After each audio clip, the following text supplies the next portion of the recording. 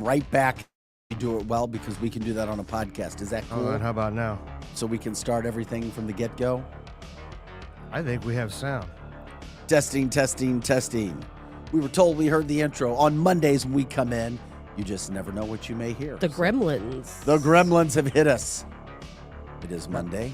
Oh, All right. we have sound. Yeah, we're back. I don't know why we didn't before, but That's I'm okay. seeing No one wanted to hear about your flu. No, that's why. I'm started again. there you go. So welcome in to Cancel This, everybody. We are approaching 2023. I'm Vic Faust with Tabitha Hassel. Eric Johnson is on vacation. Scotty Gherkin back in studio after beating Influenza A. Good to hear you, Scotty. Good to see you. Good to see The you last time I guys. saw you, you looked like an angry elf that was sweating because you were... An angry elf. Come on, no. No, he was in such bad shape. I was bad. But he's there, so we're welcoming you back in. December 26th, 7:06. Thanks for joining the big show. Cancel This, of course, canceltheshow.com. We'll continue to tell everybody as we do. Share the show, share the show, share the show. We are here till 10 o'clock. Once again, if you're joining us, we're a new podcast, 7 to 10 Central Time, live. We do news, politics, interviews, commentary, society, and, of course, cancel culture. We appreciate everybody jumping in already, getting the show as popular as it is. We always ask you to share the show. You can jump in at canceltheshow.com, pick your live streaming option, and then, of course, watch it. You can catch us live. You can catch us later as we hit all of the podcast platforms as well. Today, another big show, as we normally have. Once again, we got Mark McCloskey. He became very popular with Missouri's Stand Your Ground law, the Castle Doctrine. We'll talk about that. Most people know the name. If you don't, he and his wife felt like they were being intimidated. Groups of protesters came through on private property. That's one thing that you didn't hear in national and local news a lot was private property was invaded by protesters. They brandished guns. They were charged. They were convicted. And we'll get to the bottom of the story of where they are now. He ran for the open U.S. Senate seat, primary Republican seat. We're going to talk to him about cancel culture, what it's been like since everything happened, and get a behind-the-scenes look at what it's like to actually run for office. It's not really open for everybody, if you didn't know that already. No. And no even- one had a shot in that race but Schmidt. And even when you do all the right things and outwork your opponents, sometimes, guess what? It's still not going to be enough. It's all about the money. And we'll get into the bottom of that. So we're glad that Mark McCloskey will be joining us at 8:05. And once again, if you don't get a chance to watch that interview or can't chime in at that point in time, it is saved because we're a podcast. So we're live and we give you the podcast option, which is great as well. Tabitha, did you survive the blizzard of 2022? I did, Vic. The But 1.8 inches. But of 47 snow. other folks did not. Oh, my God. Unfortunately, yes, there are, whether there's thunderstorms, freezing temperatures around the country, some of those things happen. But I was also told, Vic, you know what, though? When it does get freezing, it stops a lot of the normal crime that you'd have, too, though. So it's a catch-22. Yes, because it is so cold, you don't want to go out and carjack Hell anyone. no. Who Those wants catalytic converters will I put your know. tongue on that thing. Who I wants triple dog dare you. Exactly. I'm still glad. I told you, I am still glad that we postponed our kickoff Yes. holiday party. Yes. Because it was cold AF on Thursday night. The wind was blowing. We didn't get much snow. It was over early. I was driving on the roads, Highway 40, last Thursday night. Fine. Totally fine. There was no problem. But The roads really didn't seem to get much. the wind, though, that was another deal. And the extreme cold So- temperature. So then that led into the Christmas weekend. Once again, Merry Christmas. It is still Christmas, still next weekend. Hope everybody had a wonderful weekend catching up with family. And if you don't celebrate it, that's fine. It came to the end of Hanukkah as well for our friends celebrating Hanukkah. If anything happened over the weekend, anything you want to let us know about, this is your show. Let us know. Jump in. You can let us know on the comment line, or you can also video link. We'll give you that video link so everybody can jump in and let us know how everything was going. We were very lucky collectively, I think, amongst us. But, many people I know lost power. There were thousands of people without power across not only our local area, but all the way across Missouri, Illinois, Arkansas, etc. Thousands of people without power. But, the linemen got out there. They had power restored very quickly. One lineman was actually killed. I believe that was in Memphis. And then 47 other weather-related deaths. That number is supposed to go up exponentially as the storm moves through New York and the eastern region. Well, we moved the party back, the holiday party, because the forecast looked better. And the forecast looks a whole lot better for this Thursday. Oh, my God. What, 60 degrees, 62? I saw 61 for a high on Thursday. It's going to be like Hawaii. So once again, 7 p.m., Wenty's in the Chesterfield Valley. I know we have people that listen all over the country. But if you want to come out, say hi. We'd love to see you. Look forward to catching up with friends, with family, with new friends. You just stop on by. We'll be there from 7 till close. Let us know. Share the show. We always tell you to share our show. Of course, share the information about the party coming up Thursday night as well. We appreciate it. We're here for you guys. Let us know. Jump in, and we'll do our best. Also from the weekend, again, if you had any stories that happened with Christmas, if you had a terrible gift, if you gave a terrible gift, if you got an amazing gift, let us know throughout the show. I love hearing these stories all the time because you just never know what you may get. I remember hearing stories of people getting gifts that they thought were gag gifts, but they were actually meant from the heart. And you're like, oh, okay. All right. Thanks for thinking of me. Thank you. Thank you. The other thing that happens with the cold weather is aging pipes near my house. I tell people in Lindbergh in St. Louis County, there was 2 nights ago, there was a freeze and a burst. Oh, yeah. Very common. And there was a lake going down Lindbergh, and I was like, oh, my Lord, what the heck is going on? And it was only about 8 below with the wind chill, and there were workers out doing what they're doing. Also my for goodness. first responders out doing what they were doing over the weekend as well. Yes. Although I didn't see, I know there's crime all the time, but I didn't see a ton of crime over the weekend. Did you guys? Well, no, like we just said, it's too cold to go out and shoot and rob and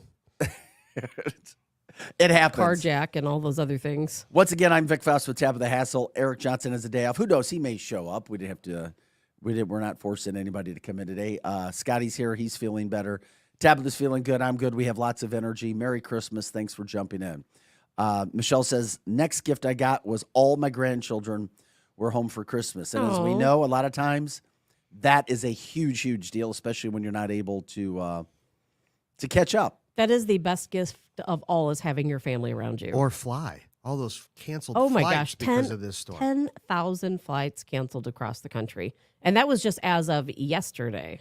Many more to be canceled. Bendy says, my grandson gave me a big, beautiful piece of white coral that he found on his trip to Hawaii last summer. Oh, That's great. that is sweet. And that'll be around forever, too. Didn't bring the heat with it, though, did it? No, it did not.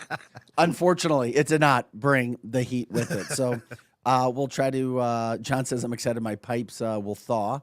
So that's good. So they can do that. I don't know if anybody was trying to do whatever they could with the pipes in regards to having running water. For those that were facing, we told you the outside wall. But Yes, anyway, yes. we've got that going on as well. That's because the wind was blowing it off the highways, the snow, of course. Good thing MoDOT would have been in trouble because, of course, as we know, we talked about it last week. 1,000 MoDOT Down employees 1,000 MoDOT workers, and that's right. another. And we know that we're going to get something else. It's going to happen. And I'm glad that one of our listeners, Drew, brought it up. A guy who was a friend of mine, former Mizzou alum, football player like myself, Demetrius Johnson, DJ. He passed away over the weekend. He gave back a ton to the community. Really connected the inner city to the University of Missouri. Did his massive Turkey Day giveaway. He passed away over the weekend. So our thoughts and prayers with the family of Demetrius Johnson. If you don't know him, you can look it up. There were several stories regarding DJ and the work that he did over the years in the inner city and, of course, with the University of Missouri. All right, Mark McCloskey coming up at 8 o'clock. We've got a lot of topics to get into. Tabitha's been biting at the bit to jump into it. And guess what? Over the weekend, surprise, surprise. Before I get into that, a couple of the other topics today. Do we start with Trump or do we start with Al Gore's? Oh, gosh. Do we start with the comedy or do we start with the more serious? I will leave that up to you. Don't go anywhere. We're going to remind you of a quote that Al Gore made in 2013, and we'll let you guys decide. But first, over the weekend, Donald Trump trying to stay relevant. Whether you like him or not, whether you back him or not, of course, he's running for president. Ron DeSantis has not said whether he's running yet. But the former president coming out in a message, he offered a holiday tirade on Truth Social, and he said, quote, "The USA is dying from within." I can't disagree. Don't most Americans believe that? Yes. Don't most Democrats in America believe that as well? It's not the same America that you grew up with, even though there are those who say America was never great. Okay, whatever. Let's get back to reality. In regards to where America was and what we see now, there's not a whole lot of great going on. So the former president coming out trying to be relevant, saying the USA is dying from within. And while he's trying to be relevant. And while he's saying, and what he's saying to try to be relevant, I agree 100%. Of course it's dying from within. I don't think he needs to try to be relevant. I think he's extremely relevant. I actually saw a poll last night. I'm not going to sidetrack us into this. It was a Breitbart poll, which of course I know leans towards Trump anyway.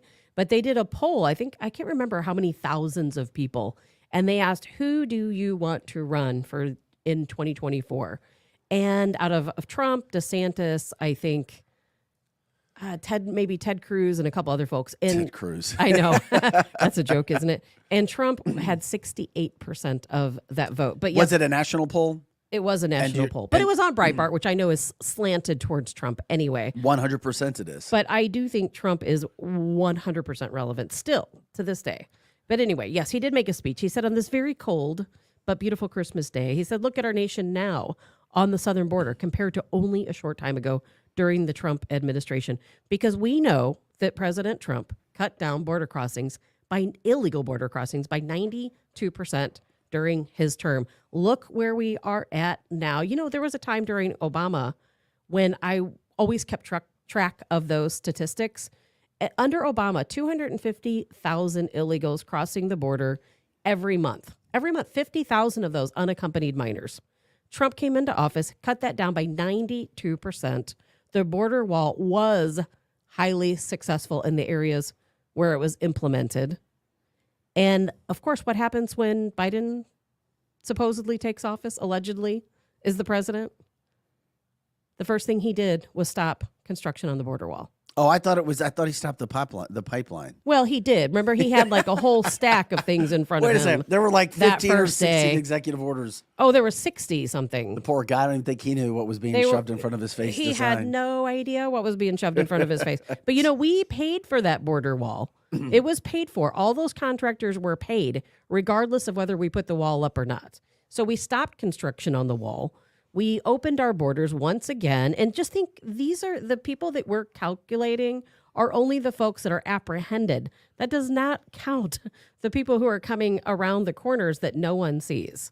Think how many people are actually coming into this country illegally every single So day. that would be one way that the country is being devastated from within. The other way is the amount of money that we're printing.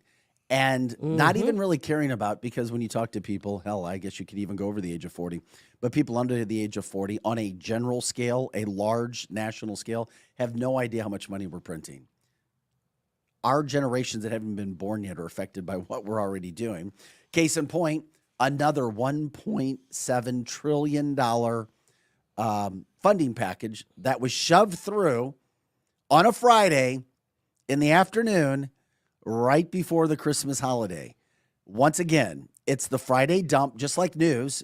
A lot of national and local stories that become big or have more headlines get shoved through on Friday. So guess why? So that there's less media coverage, that people forget about it. It happens on the Friday all the time. And don't believe for a second if anybody tries to say, well, it's the end of the week, you're trying to get things done before the weekend. BS. It's done so that it can get the least amount of attention.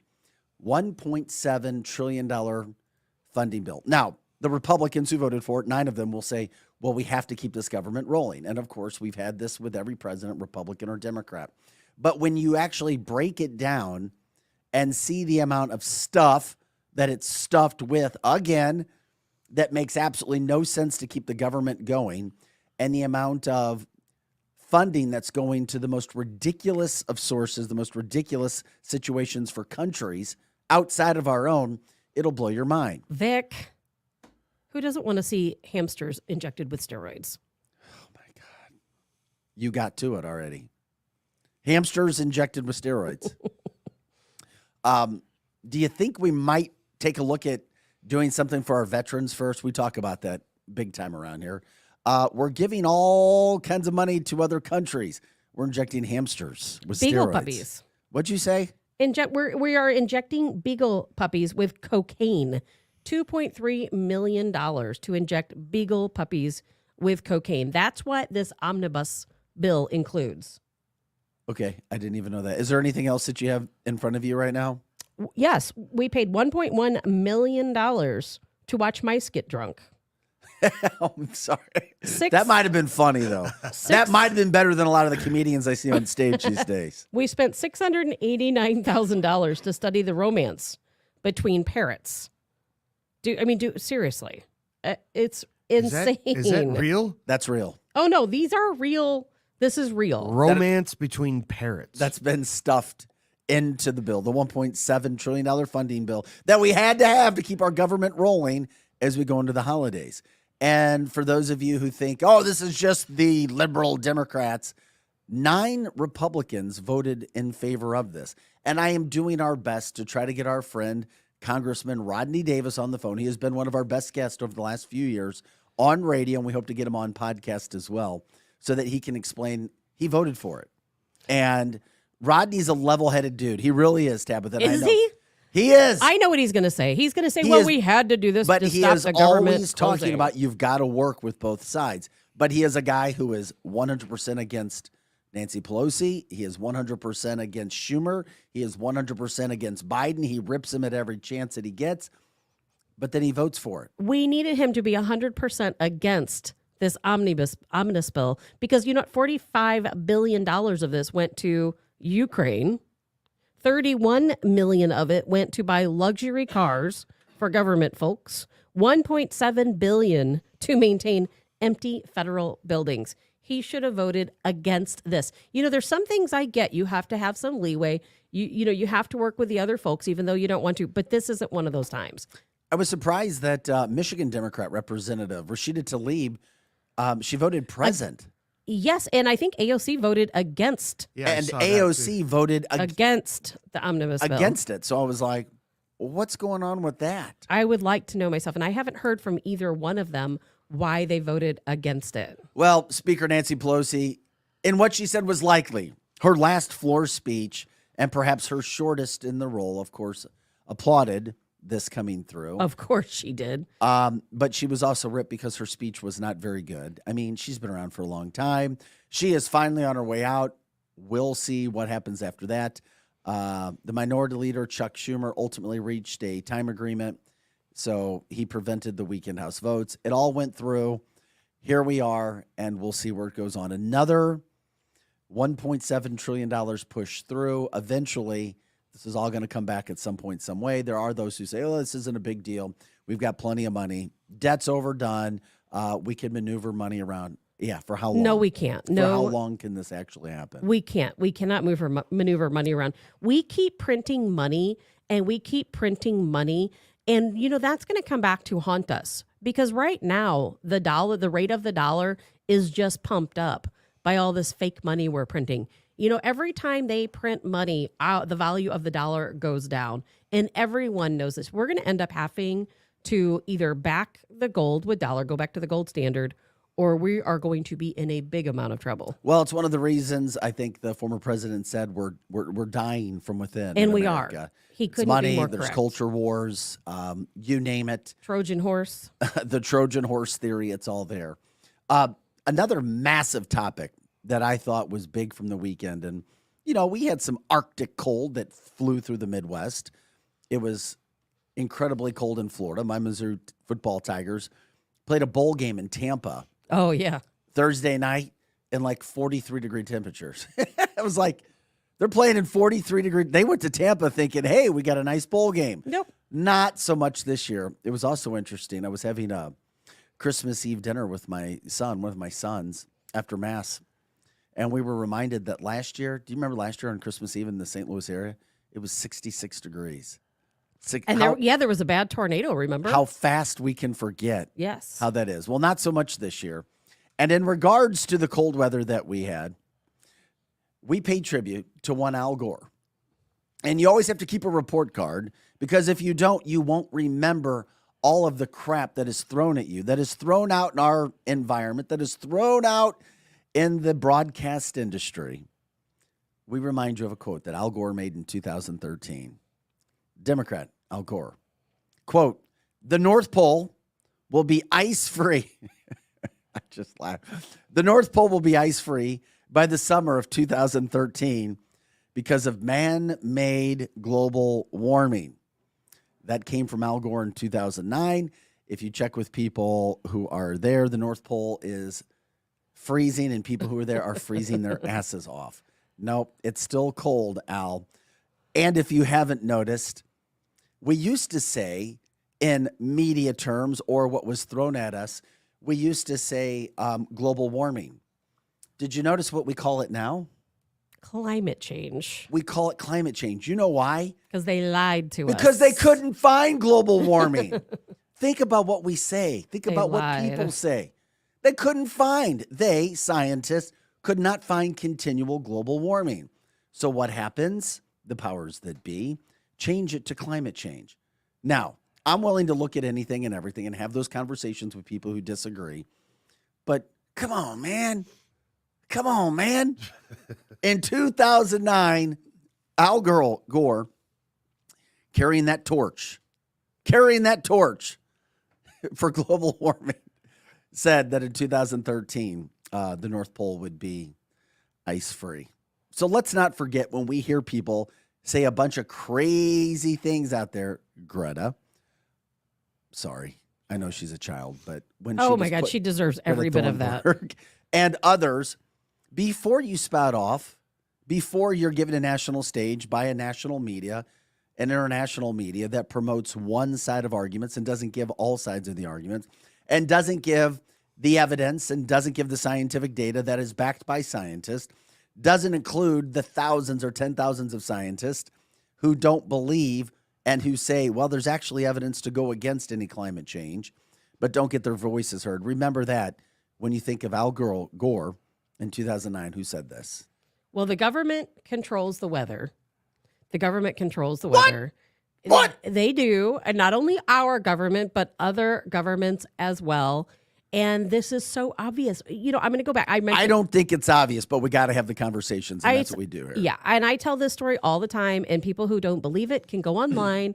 You can look it up. The weather is manipulated. And even though here in the United States, they lie to us all the time and they tell us, oh, that's not true. We don't really do that. Other countries are more honest about it. We've talked about the United Arab Emirates many times. And how in the United Arab Emirates, they cloud seed. And what they're doing is they're taking water from around the world and they're cloud seeding into United Arab Emirates because they are growing a tropical rainforest in the desert to supplement their tourism. And so that is actually a type of warfare. We're not calling it that yet, but someday we will, mark my words on that. Because when you cloud seed in one country or in one area, that causes droughts in other areas. And now we have water shortages in the UK, water shortages in India. All these places are facing water shortage because one country is taking all of the water. The earth only has one supply of water. And guess what? That supply of water right now is largely frozen. You know, when you go back to, remember the Plymouth Rock? Where are you going with this? When our ancestors first landed here. I wasn't there, but I've heard about it. And what was it, 1620 something or another? There was a rock that was there on the shoreline, and they marked it and signed it back in the day with the date of 1620 something. And do you know that rock is still there? It's still in the same place that it was. It's I not have seen underwater. It's not underwater. It's all a lie. You know why it's a lie? Think of the billions of dollars Al Gore made and other scientists made in Congress. How much money Congress made over these lies, Vic. They had to change it to climate change because we knew it wasn't true. And climate change is a lie as well. I get frustrated when national media throws out headlines. They indoctrinate the younger kids to start believing that there's a Yes. problem, to play upon the heartstrings, because as humans, one of our greatest strengths, especially as Americans, is the use of our heart. We care about people. We're told to care about people. And we do have a history of caring about people here and abroad. That doesn't mean we're perfect. But then it also can be used against us and the greater good of our country when it comes to, well, you have to do this. You have to do this. And then you start to feel bad. You start to feel guilty, even though you know this probably isn't something we should be doing. This probably isn't something that, well, we should be putting all this attention to, but you do it anyway. And it comes to those who say, as we saw with Al Gore, saying that it would be ice-free. Now, there are those who say Al Gore really didn't say that too, though. But that quote was out there. Whether he said it or not, it doesn't matter. The fact is, they raised billions or maybe even trillions of dollars on a lie. They continue to lie with us because, I mean, technically, like Robert George on the comment line said, climate changes all of the time. What true climate change is that the earth is a living being. It continues to change. Mother Nature. Our climate continues to rise and it gets hot and then it cools off. It's done that since the beginning of time. And scientists, a real scientist who's not being paid by the government, they know this. The great Dave Murray even agreed with me. We're putting the great. For those who don't know, longtime meteorologist in the St. Louis area. Also worked on some national shows before that. He has joined us on our show in the past and explained how there just isn't hardcore scientific evidence that we're dealing with any sort of what I guess you could go back and say global warming, but now the term that's being used is climate change. He says it's just incorrect. He's like, you get into, I can't remember the exact words. He's like, you have weather, climate, but then you also have, there's two ways to judge it. What you've had right now in a short amount of period compared to a massive amount of period. And when you compare the short with the massive, it's impossible to come up with the fact that right now you can definitively say there's climate change. The earth is cyclical. The climate will continue to change. It will get cold. It will get warm. It just happens to be that we are reaching that cyclical point of heat. And if you go back and look at what scientists have mapped out over millions of years, this is normal. We reach this top of the heat cycle, then guess what? We start cooling off. So it's all again. political, you say, Tabitha. If it's all political and it's all for dollars, then why is there such a big push on this? You know what? Because they want to tug at your heartstrings. They want to take your money. It's all about money laundering because you know Government. what? It's all about the government. It's all about Congress. It's all about them getting kickbacks. In the end, you know what it's building? It's building generational wealth for them and taking generational wealth away from you. That's literally that's all it's about. Just taking money from the people, lining their own pockets with it, and there's nothing more to it than that. Well, you can follow it yourself, but you have to study because I think you already know. And I think our country is in a position, and I could be making a big generalization, but don't you feel as if you're already on one side of the equation or not? Do you feel like there's a lot of people right in the middle on this issue? I think that people because have it's become a conservative liberal issue. Yeah, but part of the problem is, Vic, is that too many people lump pollution and climate change together. How so? And then you start feeling bad and thinking you're doing bad or think bad of the earth. Well, pollution is real. We are killing our bees. We're killing our waters. We're killing our fish. You know, there's no question we have to do things different. We have to stop messing with Mother Nature. But pollution and climate change are two completely different issues. There is nothing man can do to change the cycles of the earth. Because do you know what? Even if none of us drove a car, if we didn't have any boats, if we didn't have any hairspray or all the other ozone emissions, one earthquake, and there's been 3 in the past month, will completely eliminate any good we've done. Because it will release enough greenhouse gases to completely wipe out anything us man has done to save. If that makes sense. It does. It does. We just have to have a report card. I always say you have to have the report card. You have to have the scoreboard because as much as the media puts out when it comes to headlines, headline this, headline that, one thing goes in, one thing goes out. Turn the TV off. One thing goes out. You may remember to get some messages and then you may not. And then you're like, oh, well, I know a little bit about this. And well, I remember hearing something about that, but you forget. So you have to be very cognizant of what you hear and the messaging that's going on. I always go back to COVID. I go back to Dr. Fauci. I understand some of the sentiment that people have. Well, we were still learning about what was going on, whatever. But to continue to say things that you knew, as we have found out, to be false, as we have found out through documents and written proof and emails, and what was actually said to the American people about anything that was associated with the pandemic, be careful the next time you hear a message that makes you go, really? Wow, that's bizarre. Think about it. Study it. Learn for yourself as best as you possibly can. I know as Americans, we're used to having everything spoon-fed to us because of the comforts that we have gotten used to in our life. But just remember things of how, quote, the North Pole was supposed to be ice-free by now. Actually, ice-free 9 years ago. And the North Pole is still where it is. If somebody says something that seems outrageous, study it. Try to study it. Look it up. Do it the best that you can. It's very difficult, Tabitha, because people don't have as much time. I'm an insomniac, so I As have a much lot as of time you to do. read and research. So you're reading and researching, which is why But you know people what? should come here. I'm doing it for you so that you folks don't have to do it. How about that? So you're spoon feeding from the other side of the story. And guess what, Vic? It's all getting ready to change. What do you mean? Because it's getting ready guess to what change? is happening? You're scaring me. Guess what is happening? Well, I don't know. if you ever go on to my personal Facebook page, you'll see I talk about the Arctic region a lot and about what Russia and China are doing in the Arctic region. Do you know they have icebreakers there right now? Yes, China. I've heard about China. Yes, as well as Russia. And they are breaking through the heavy sheets of ice in the Arctic. And what will happen is that will cause the ice to melt faster, a lot faster. So by human intervention, soon enough, we are going to have more water. We may see sea levels rise, So but that it's would not be- because of climate change. It's human intervention. Or human intervention, also known as man-made. Man-made Climate correct. change. And they're not doing it. I don't know that they're doing it for that reason. Maybe they are. Maybe that's part of their strategy. But there's a lot of military activity that's taking place right now in the Arctic region between China and Russia. And part of that is them cutting through these big, thick layers of ice. Hey, by the way, this is Cancel This. It's cancelthisshow.com. Once again, cancelthisshow.com. I'm Vic Faust with Tabitha Hassel, Eric Johnson on vacation today, Scotty Gherkin in studio. If you like what we do, please share the show. Let everybody know what we're doing. Share it when you see something. Get it out there.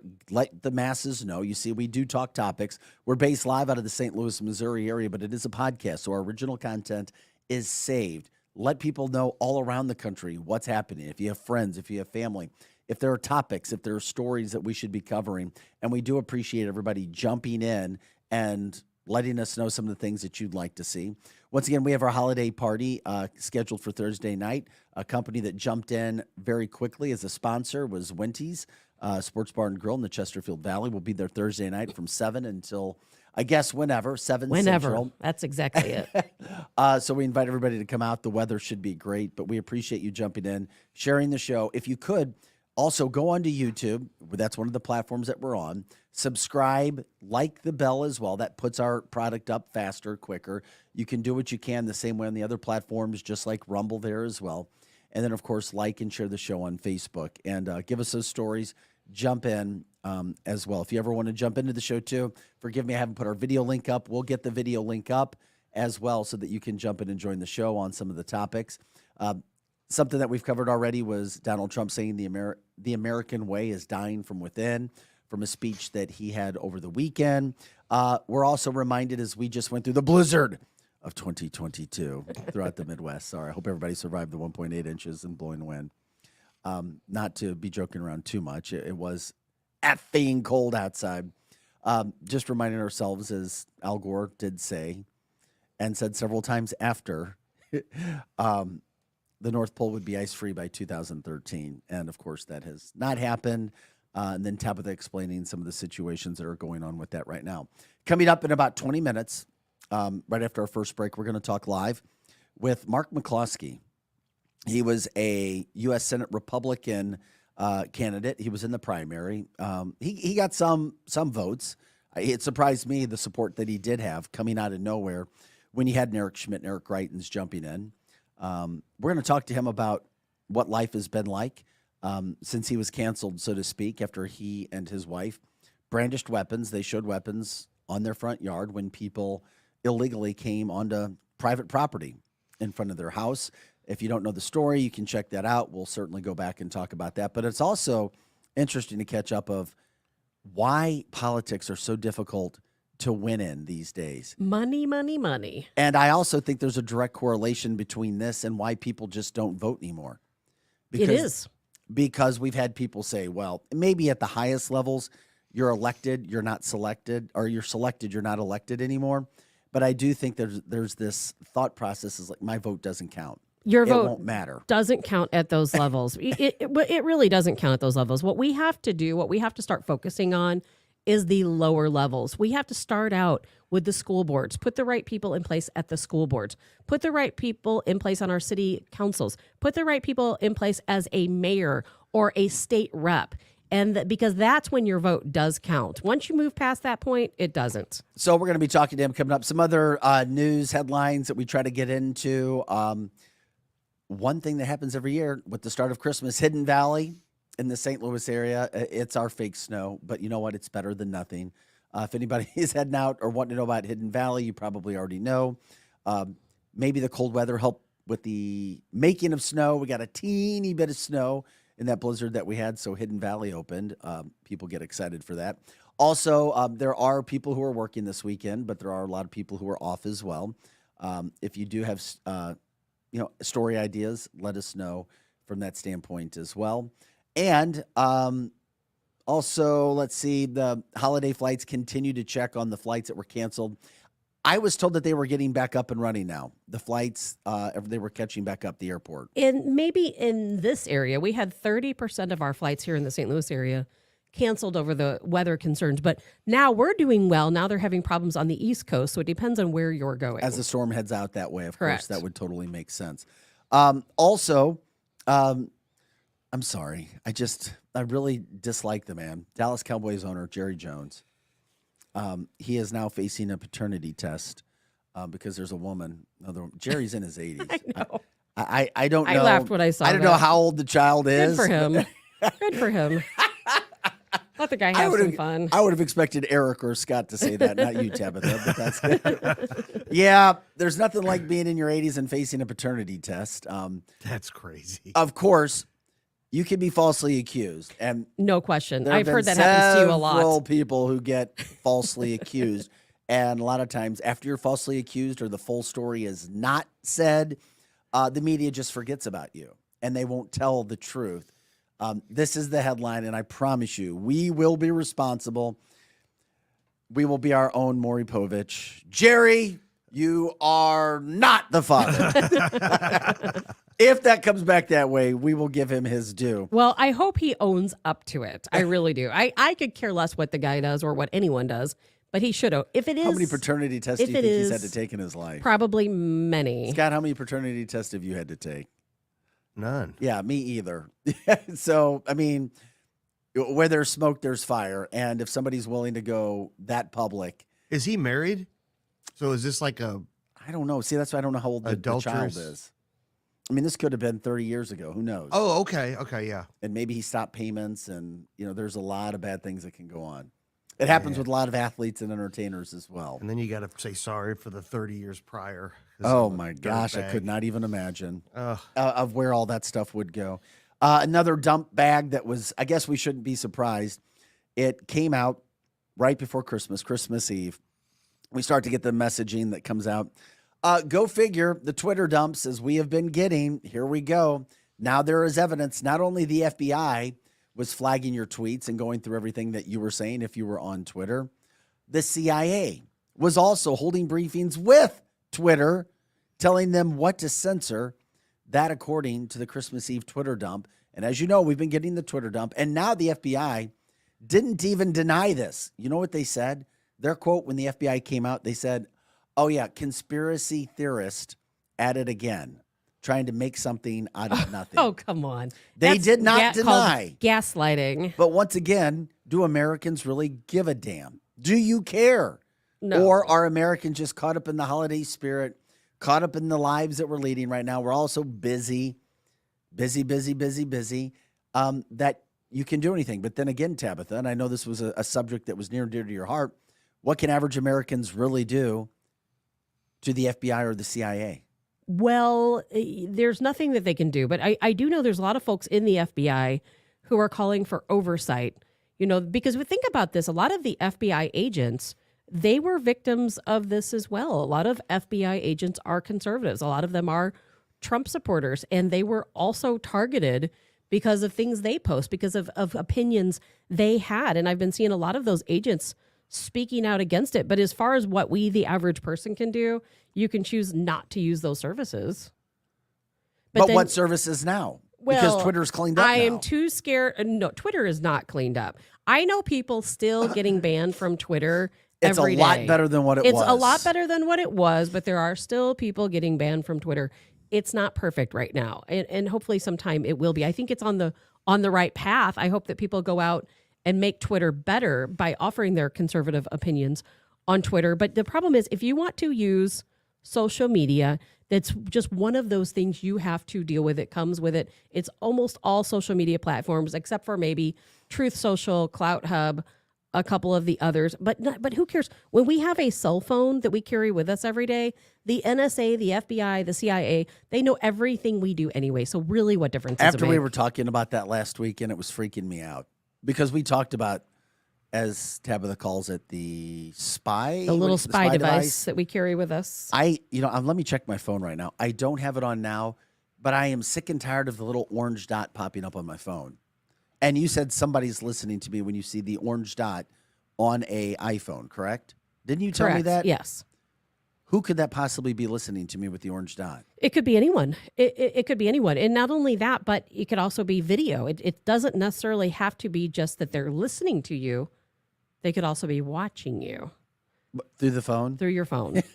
No, I kid you not. I know a guy. I've got to tape up my damn phone now, too. People do. This guy that I know who's very high up in the Pentagon, he works for the J8 team under the what team? The J8 team under the Joint Chief of Staff. What's the J8 team? It's just a military branch. He's a military analyst in the Pentagon for the Joint Chief of Staff. And he tells me that when you work at the Pentagon, they have these boxes you have to check your phone in before you go in, because they won't take a chance that somebody can hack your phone and take photos of the documents you're looking at. So your phone, if somebody hacks into your phone, and let's say you're scanning your computer, they can take, or some private documents, people can actually take photos of those documents you're looking at. See, now these are massive stories that we should be doing in-depth stories on all over the country. Local news, national news, right? Don't you think these are the stories people need to hear? Yes. And Kimberly, the orange dot, it would be up in the upper right-hand corner of an iPhone. I don't know about other phones. It sucks, and it scares the hell out of me every time I see it, because I go in and I make sure that are all my apps closed that need to be closed. Apps can do it. A person can do it. It's not that difficult. Somebody that I know one time told me, and it really scared me. They said, I can hack into any laptop or any cell phone and watch someone. And I immediately put tape on my laptop at home. On my iPad. I have tape on the cameras on my iPad. It's really crazy. Well, we've that been it's told not through that headlines hard. that Mark Zuckerberg does that with his kids. Well, yeah, because you know what? Because he knows. Like, he knows. God help us. Anyone who knows the truth would do the same thing, because I'll tell you what, especially with children, hackers can get into your children's laptops. They can get into your children's notepads, their phones, their iPads, any of those things. Oh, there we go. Somebody's watching me. I love Yes. This song seemed fitting, so I was just going to put it in the background. No, I like. Just don't do it for longer than 30 seconds. Yeah, seriously. I always feel Forgot like about that. somebody's watching me. Exactly, and that's how I feel right now too when I see that. They're watching us. We can't even play. They're listening. No, You can't even can't. play music You can't play the music, or It'd they'll cancel you. because they have algorithms too.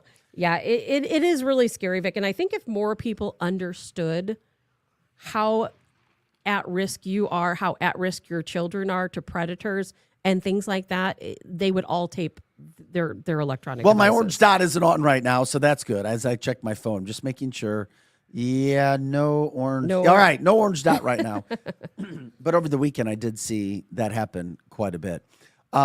As we get set to talk with Mark McCloskey, and I was trying to set the tone for that. Just think about this. Part of this show is also about cancel culture education and what happens to you excuse me, when somebody tries to cancel you or you get canceled for whatever reason. So we try to set the tone leading into that because Mark McCloskey never thought in a million years he would be going through what he did when he and his wife were there, when protests started to come down his private property street. Now, in life, as we know, you make decisions and then you have to live with your actions. But life forever changed for Mark McCloskey, forever. And then he and his wife tried to make something good out of it. But at the same point in time, I can't wait to ask him when it comes to the situation of his job. What happened with his job? Unbelievable. So if anybody has questions, we want you to let us know before we head into the break so that we can try to monitor those. We can try to get those questions in, as well as sharing the show. Because the best part about talking to a person like Mark McCloskey now is he doesn't care. And he'll spill the beans on what's happening when it comes in politics, what's happening in the Republican Party, even in the state of Missouri. I can't wait to talk to him about it. So if there's anything else going on, what you as Missourians may feel is happening, what happens when you go through a cancel process or a cancel culture situation, because if anybody's lived it, it's certainly Mark and his wife, and they continue to live it. They did nothing wrong. They broke no laws. Would I have done what they did? Probably not. But that doesn't mean anything at all, because the fact is they did not break any laws. And what they had to deal with was a prosecutor who came at them very, very hard. So you still think it was the prosecutor? It was all the prosecutor? Absolutely so. It was absolutely the prosecutor. The that other prosecutors, if this would Kim have Gardner happened, targeted them. There's no question about it. Tried to make an example of them. Other folks, liberals, came out of the woodwork, tried to cancel their business, tried to put them out of business. You know, they were fearing for their lives afterwards. Well, there's a lot of keyboard warriors out there, as I've witnessed firsthand. A lot of people, it makes people feel better to also attack and jump on other people if something goes south, if something goes bad.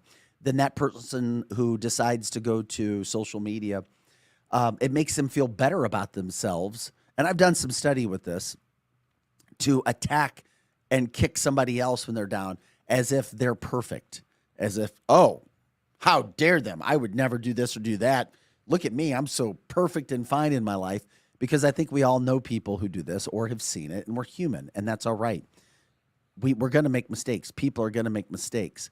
But to kick people when they're down or to throw stuff on them when they're down, and a lot of the situation with Mark McCloskey was a political issue. It was all politics. It was, and deeper than what most people think. Because, Vic, I will be the first person to say, and Mark knows this, I fell victim to part of that. Because I'm usually on top of things. But someone that you and I both know, we'll get into this another time, told me that Mark and his wife voted for Kim Gardner, that they were truly Democrats, that they were truly liberals, and that they were never Republicans, and they just wanted their 15 minutes of fame. And I'll tell you quite honestly, because of the person who told me this, I believed it. And then I had the opportunity to interview Mark, and I asked him point blank, are you a Democrat? Were you a Democrat? Did you vote for Kim Gardner? Did you vote as a Democrat? And he set me straight. He said, no. I am a lifelong Republican. You can go back, look at my photos, look at my family history. Absolutely never a Democrat. Yeah, he told me the same thing. It changed my mind on everything. I had the opportunity to interview him in his first round of interviews that he did. I think they picked 2 or 3 media companies at the time, so I had a chance to go down, interview him in the city. He told me the same thing, and it blew my mind. I was like, oh, okay then. I was beyond surprised. But, I knew from day one he never had a chance in the U.S. Senate race. And it's not just him. It's that I think we know the GOP picks one person, the most establishment person in the group, and that is who they put all the funding behind. Well, we're going to talk with Mark McCloskey live when we come back. We're going to take a quick break. Don't go anywhere. Share the show. Or if you have to go to the bathroom, whatever you're doing, if you have us on in the background, that's great as well. This is Cancel This. I'm Vic Faust with Tabitha Hassel. Eric Johnson off today. Scotty Gherkin running the boards. You guys make the show. It's all about you. If you have questions, jump in, ask them. We say share the show all the time. Go to cancelthisshow.com. Share cancelthisshow.com. Pick your streaming service, and of course, let us know if there's a question you want to ask. We'll take a quick break. We'll come back, and then we'll talk with Mark McCloskey live. Can't wait for this. You guys may have a question or something that we don't ask. That's why we ask for your opinion. Also, as we go to break, we continue to remind people you can come on out Thursday night, 7 p.m. at Wenty's in the Chesterfield Valley. We'd love to meet as many people as possible, our holiday kickoff party. We've also got a situation going on where, let's see. Yeah, we'll get to it when we come back from the other side of the break. You can jump on YouTube, Rumble. You can subscribe. You can click the bell to let people know about what we're doing. Share the show, share the show, share the show. It is Monday, December 26th, just before 8 o'clock. This is the live 3-hour podcast of Cancel This. We'll be right back.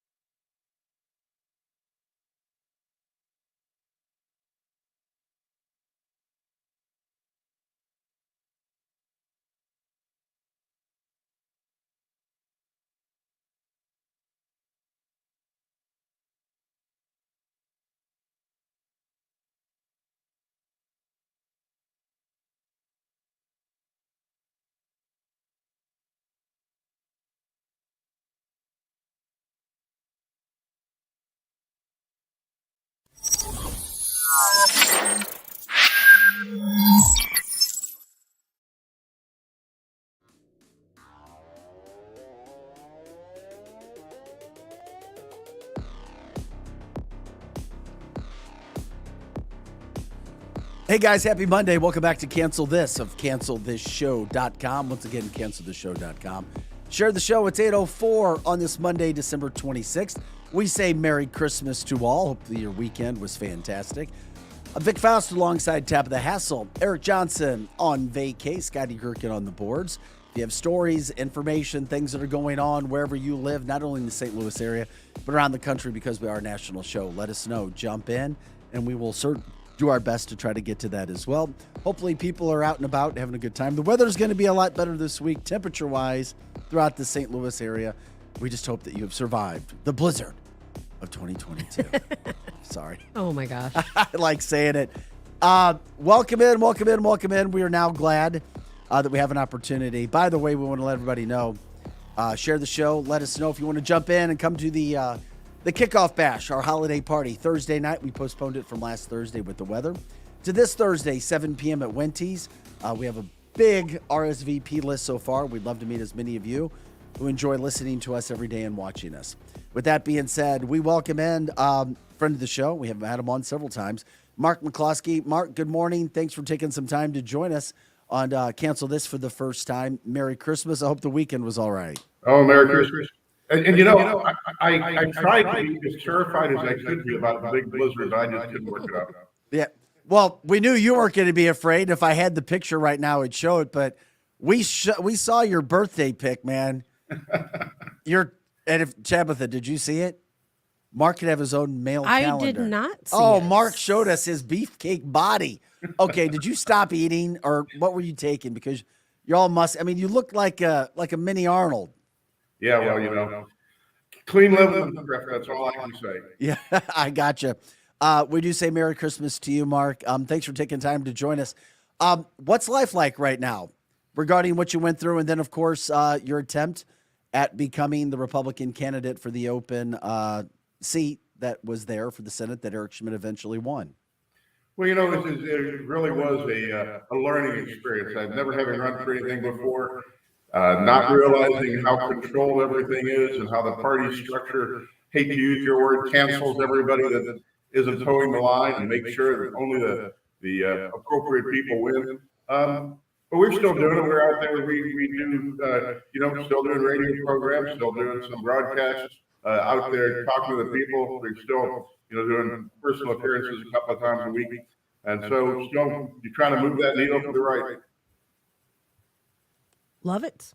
Mark, I am so happy to have you here. I can't wait to talk to you about so many things. So many things. Well, Mark, first, I guess what we'll do, we'll jump in right now.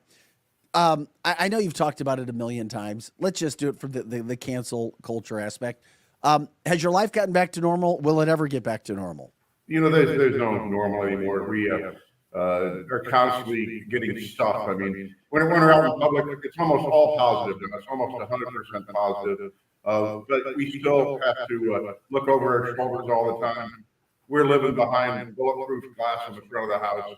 We've got better security now. But it's different. I mean, we'll never get back to where we could just walk around town or walk around anywhere in the country without people noticing and for better or worse, making some kind of a scene. And so it's a double-edged sword. I never expected late in life to have some level of celebrity status, but it makes life different than it was before. Can you update us regarding the law license and the law practice? Are you still able to practice law?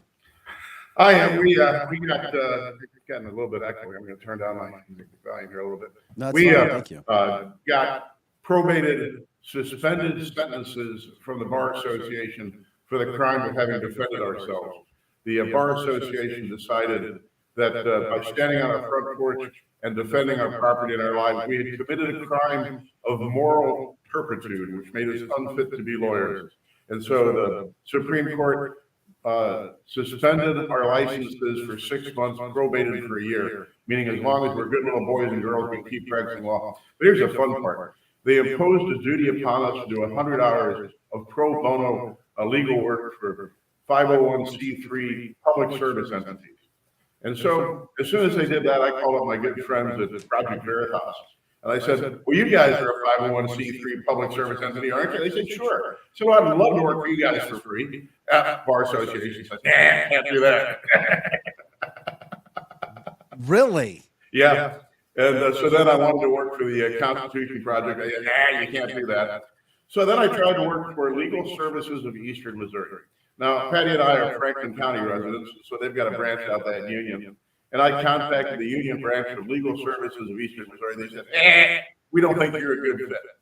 And then finally, after everything else, we get a call from Legal Services of Eastern Missouri saying, well, we'll let you do your homework. We'll let you do legal research for us. So now we're doing our indentured servitude by doing legal research for Legal Services of Eastern Missouri. And here's the fun thing. The first project they had me do was research on the Missouri Merchandise Practices Act. It makes a bunch of stuff, any kind of fraud or misrepresentation in sales of merchandise illegal. Makes it a felony act to do it intentionally. But one of the things that Eric Schmidt added to the statute a couple of years ago made it a crime to employ people in indentured servitude. And yet here we are being forced by the Bar Association to work for free. So the Bar Association can tell you who and who you can't work for? They do. Well, who they will accept my time working for as payment on my debt to society. Of course. It could be because of who is the president of the Bar Association, right? Yeah, it might have something to do with that. It certainly had to do with who was the head of the Office of Chief Disciplinary Counsel, who, by the way, resigned this last fall. We've got a new one starting the first of the year. Is that a good thing, you think, for you guys in your case, in your situation? Well, we're going to be out from under this burden first of, I think February or something. We've got to get our hours in, and I can't remember the exact anniversary date. But we'll have fulfilled our sentence and go back to being ordinary lawyers here shortly. So you have to. I get it. You'd think that the law, and I've been doing this for 37 years, you'd think that the law would like to respect people that uphold the law rather than protect criminals, but it just works the other way these days. You did nothing wrong. You and your wife did absolutely nothing wrong. Nothing. And it's a shame. You shouldn't have to pay the price for anything. Your life should just continue on as it had before because you broke no law. Well, that's basically what I wrote. I appealed this to the Missouri Supreme Court and then the United States Supreme Court. Of course, the U.S. Supreme Court didn't take the case.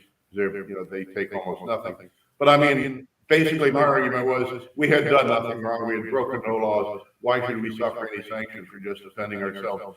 But there's only one unforgivable crime in America today, and that's standing up against the left. And if you do that, you're never forgiven, and no one ever forgets. Well, we're talking with Mark McCloskey. Mark, the one thing that I wanted to tell you, and I've never had a chance to do it, I've had a chance to interview you several times, most recently when you were running for the Republican, in the Republican primary for the open U.S. Senate seat for Missouri, is I am glad. I don't care whether people like you, dislike you, agree with what you did or not, or like your politics or not. When something happens and a person deals with the amount of stress, the amount of crap, the amount of worldwide attention that you do, and you're not the first person that's gone through a ton of that stuff. You're certainly not going to be the last. But it almost seems like society and people behind keyboards and people out in public want to kick people down, throw dirt on people, feel as if they're the most righteous people that have ever walked the face of the planet, want you to go to a corner, hide, get into the fetal position, and never be seen again. Thank you for being out. And this has nothing to do whether Vic agreed or don't. And of course, I think we know by the fact that we have you on the show where we stand. But at that same point in time, thank you for showing your face. Do you feel as if many in society just want to say, go die somewhere? We don't ever want to see your face again? Well, it's more complicated than that. Yes, there are those people, and there's people from the BLM and the Antifa organizations that regularly give us kind of really vile, hateful emails and posts. But it's more than that. I grew up in St. Louis. I went to St. Louis Country Day School. I was president of the student council. I mean, I've got a lot of people in town that now are fairly wealthy, independent businessmen or work in big corporations and high levels. Not a single one of those people donated a penny to my campaign because they're all afraid of getting canceled, right? They can't be associated with somebody who took the extreme position of wanting to defend their own life, but that's it. And all over the country, people, that supported us, particularly when we were on the Trump campaign and we were all over the country, everybody would come up and say, wow, I can't tell you how much we support you. So I'd call them up later and say, well, what I need right now is I need money to run TV ads. Well, what's your name again? Wait a second. I can't be associated with you because it'll be bad for my business or bad for my social relationships. It's just like Alan Dershowitz not being invited to parties anymore in Martha's Vineyard. It's strange how much everybody just said, wait, did I know that guy? No, I don't think I ever knew that guy. Everyone feels that way, Mark, until it happens to them. Because you know what people should be doing, like what we are doing, we support you because you defended yourself. You defended your wife. You defended your home. And in the state of Missouri, you have every right to do that. We have wonderful stand your ground laws here in the state of Missouri. And if people like you don't stand up for those laws, if we don't stand up behind you, those laws will cease to exist. They are there to protect us all. I said this, the first attack on our house was June the 28th of 2020. And the next Monday morning, on June the 29th, I said, if I'd been the managing partner of the biggest law firm in St. Louis, that Monday morning I would have had to go on the apology tour. Apologize for being born, apologize for being white, apologize for being successful. I would still get fired and I'd never get another job in the law. The only reason we could do what we did and take the stand that we did was A, we don't take boot from anybody, and B, we're not responsible to anybody else. We're independent professionals. Nobody can tell us anything to do or not do, except unfortunately the Bar Association. And so we didn't back down. I mean, that's what it said on the side of my campaign, truck and trailer. It says never back down, and that's what each and every one of us needs to do. Just take a stand for freedom, for what's right, recognize what's right and wrong, and don't let them push you back. Never back down. I just had one more question wrapping up that day and those events that happened. Here we are, 2 years later, 2.5 years later almost. You don't regret one bit what you and your wife did, do you? The only thing I regret is that I didn't see it coming fast enough to be out there at the gate to keep people breaking it down. If I'd done that, I'd have been happy to do it. But other than that, once they came through that gate, when they broke down that gate and came into my neighborhood, they gave up any pretense of peaceful protest, and they became a mob that needed to be held off. Yeah, one thing that pissed me off about that whole story, which isn't said a lot of times, when I was working local news, I made sure to write the script the correct way and not the way that had been put out there. That was the fact that was private property. Once again, private property. Once again, private property. That was your private property. Am I wrong in saying that? No, not at all. And when these mobsters say whose streets, our streets, they mean it. They don't believe in private property. They don't believe in individual rights. They believe in the collective right that if they want to come in and destroy your business or shoot police officers or anything else, that's their right, because whose streets, their streets. And they actually believe that. Was anybody ever arrested for breaking into private property? You think about all those people sitting in solitary confinement holes in D.C. for the alleged crime of trespass or parading without a license or being on Capitol grounds. Some of them for over 2 years now in horrible conditions. Not a single person of the 350 to 500 people that broke down our gate, stormed our house, threatened to kill me, rape and murder my wife, burn down my house, burn down my office building, and kill my dog. Not a single one of those people has done a day in jail. That's the state of the law in the United States today. And they were not peaceful protesters. I know for a fact, I think we all do, that these folks were armed. Some of them had AK-47s. I heard some of them had AR-15s. They were not peaceful protesters. After they entered your private property, they moved on and they went down to the mayor's home. And when they went down there, they shot fireworks at her house. At Lyda Cruzen at the time. Lyda Cruzen. St. Louis. That's and there was dangerous. an NBC affiliate newscaster that was there with her armed guard. That's how much they like the peaceful protesters. She had an armed guard. One of the peaceful protesters approached her with an AK-47. Yes. Her security guard was going to engage in a firefight right there in front of Lyda Cruzen's house, Mayor Cruzen's house, but exercised the better part of valor and backed up. And those same people that came with armed guards and were confronted by people with semi-automatic weapons then went on the air and said these were peaceful protesters. I know. Unbelievable. Well, that situation happened. You were canceled. People tried to cancel. You gave us some of the situations that occurred privately. And I'm sure there were people who supported you privately, but were afraid to talk publicly. Those kinds of things happen too, because people get afraid of being canceled. But you refused to sit down. You refused to sit back. You refused to, as I said earlier, sit in the corner in the fetal position and say, "Oh, I'm afraid. I'm not going to do anything." No, you went right back out. You threw your hat into the ring. Nobody gave you a chance to win the Republican primary for the U.S. Senate seat. You thought you could win. You told me you did. You didn't care because you said you wanted to go compete. You wanted to try to go out and do something. You told me you found a lot of support on the campaign trail, but what is one of the biggest takeaways that you learned when it came to your chances from the get-go and running for that seat? There's two things that get repeated every time is that you haven't paid your dues and it's not your turn. The party decides whose turn it is based on what you've done in the past. They don't want to have anybody shake it up or rock the boat. They want known entities. This is like the new attorney general for the state of Missouri. We knew who the governor is going to appoint as a new attorney general. We know who all the big money is going to back in the election for attorney general in 2 years. Same thing with the governor's race. I mean, the anointed people have already been chosen by the party structure. That's exactly right, That's the thing Mark. that you came out the strongest. Wait, so you were told this, Mark, from the get-go? Everyone knows this. Everybody knows this stuff. I mean, it's There were rumors, but Oh, no, it's true. And the bottom line is that you can't win an election in this country today. What did I'll give you a brief scenario of the Senate election. There were three of us that really worked hard. I worked harder than anybody. I went to more cities, more events, made more speeches, spent more time on the road. I mean, I think my Christmas card says 114 counties, over 500 cities, 540 plus speeches, 100,000 miles on a vehicle. Billy Long worked really hard too. He did almost as much as we did. Vicky Hartzler worked harder than anybody other than me and Billy. Guess who worked the least? Eric Schmidt. Guess who got elected?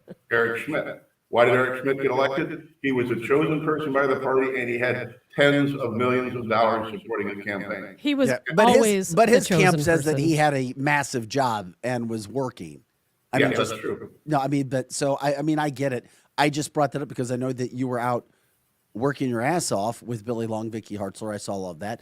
The Schmidt people also said they couldn't get to everything because they were working and winning a lot of lawsuits nationally with the president. Yes, But come on. I wanted to bring it up because when I started to interview, and I had a chance, I mean, I was the only person who had a chance to interview all the candidates privately and get that on first. When I saw all the dates that you actually made, that Billy Long made, but then you guys were like, yeah, but we're told this and we're told that. I just wondered if that is something that is filtering down, in your opinion, to the voters, because we know that voter turnout isn't what it should be in any state in this country. Well, you know, the primary reason I was doing all this was I didn't want to be a senator. I don't want to be a politician. But the time has come in this country where ordinary citizens need to stand up and tell the truth. And they need to stand up against the left and stand up against the communists who want to destroy this country, destroy our way of life, and destroy our culture and our religion and our freedoms. And when I got up to speak every night, it wasn't talking about me or how wonderful I am or how much I wanted to be in the Senate. I just spoke about how much our civilization is in crisis and how everybody needs to stand up and resist and not conform. And if we don't all stand together as a free people now, all's going to be lost.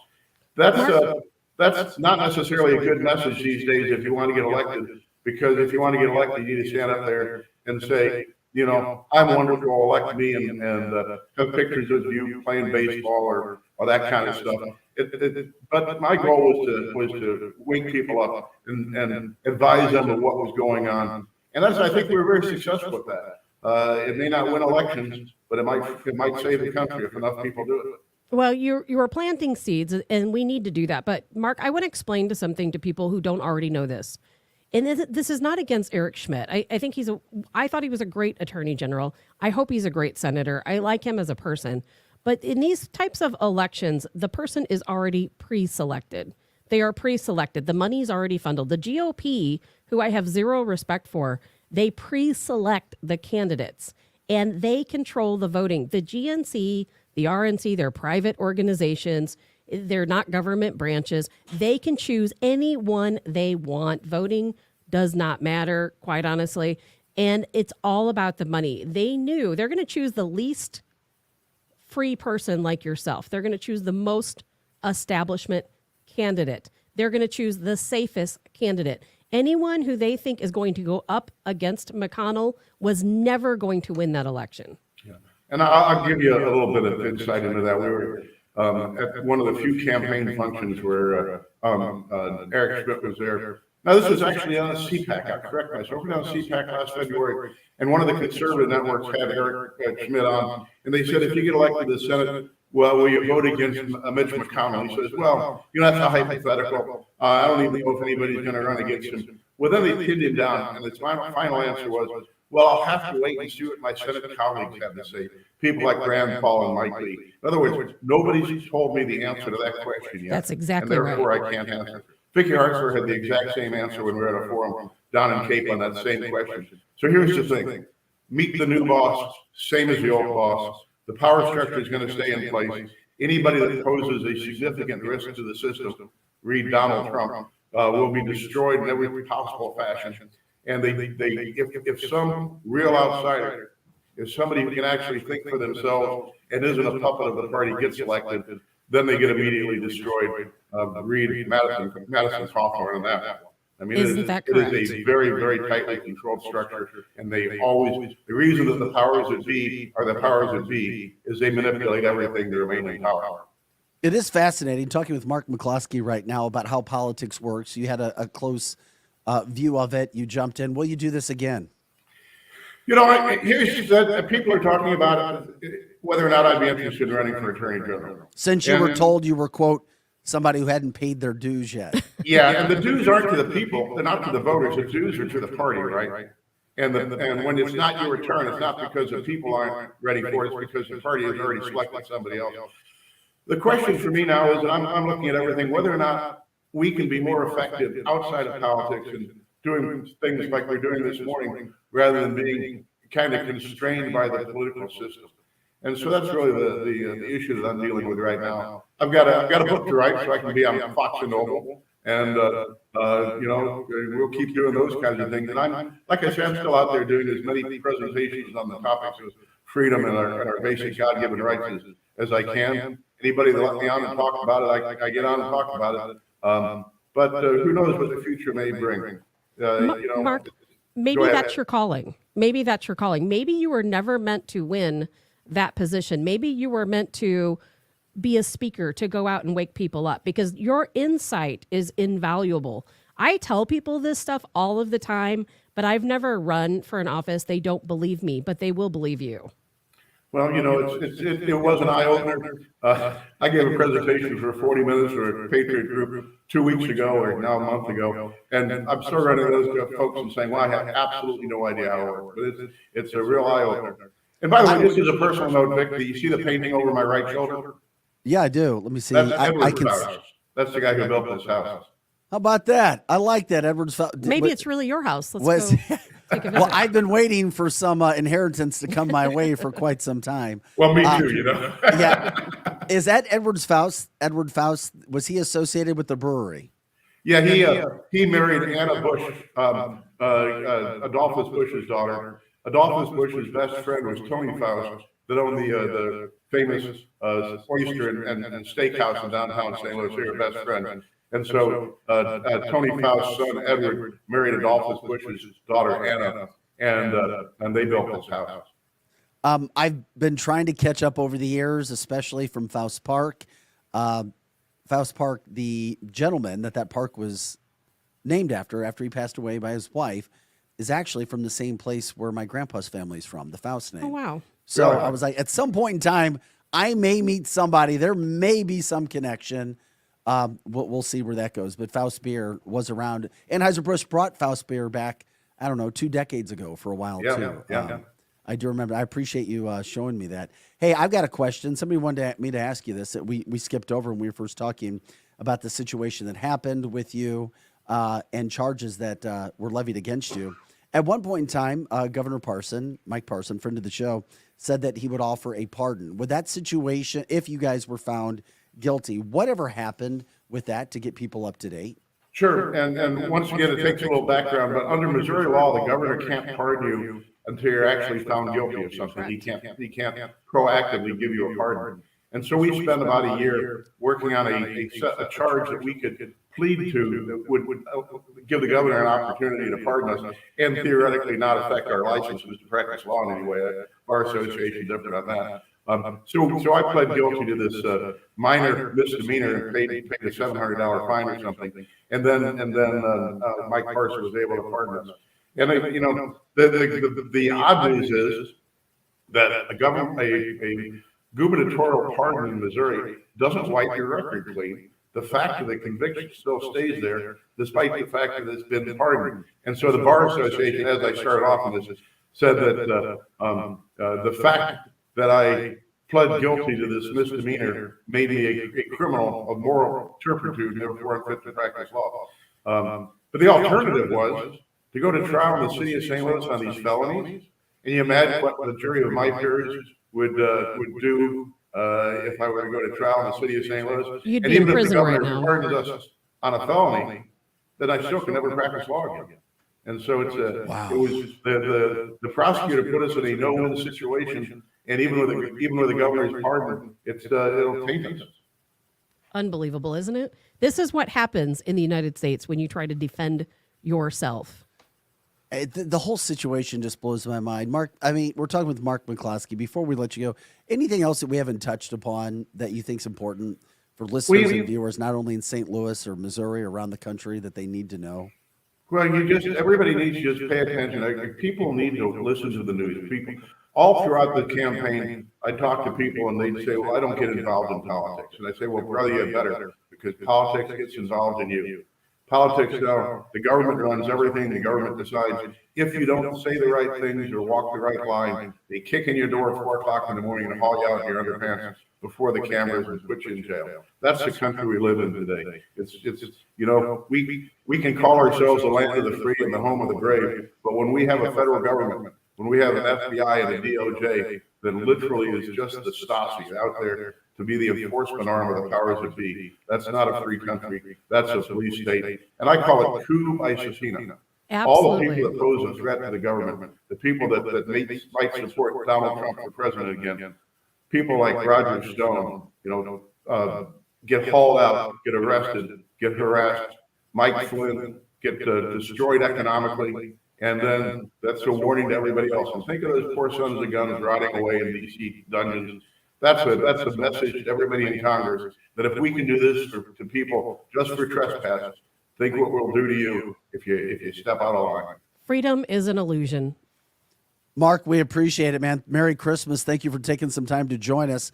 If you like what we do, let people know as well for cancel the show. Appreciate it. I'm just a ray of sunshine this morning, aren't I?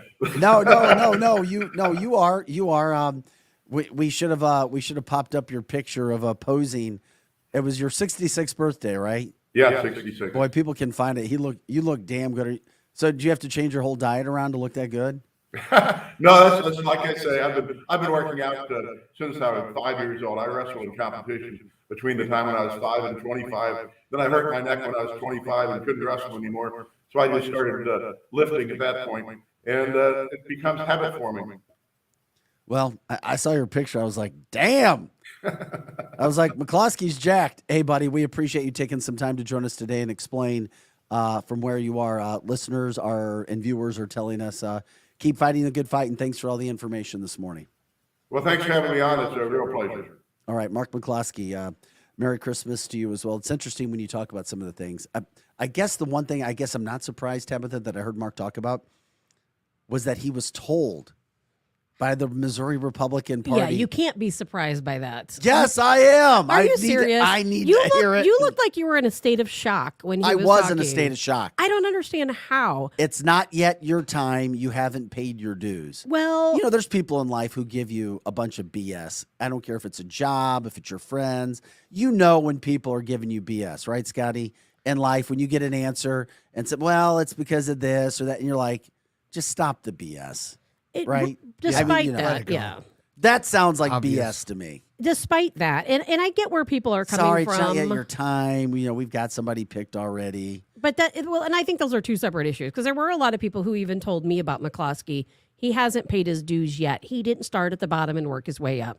But regardless of all that, and it doesn't matter. I got to know Vicky Hartzler, interviewed her many, many, many times. Very good person. Billy Long, good guy. All these good, Mark, good guy. All these good people who were running. Obviously, Eric Greitens, who I love.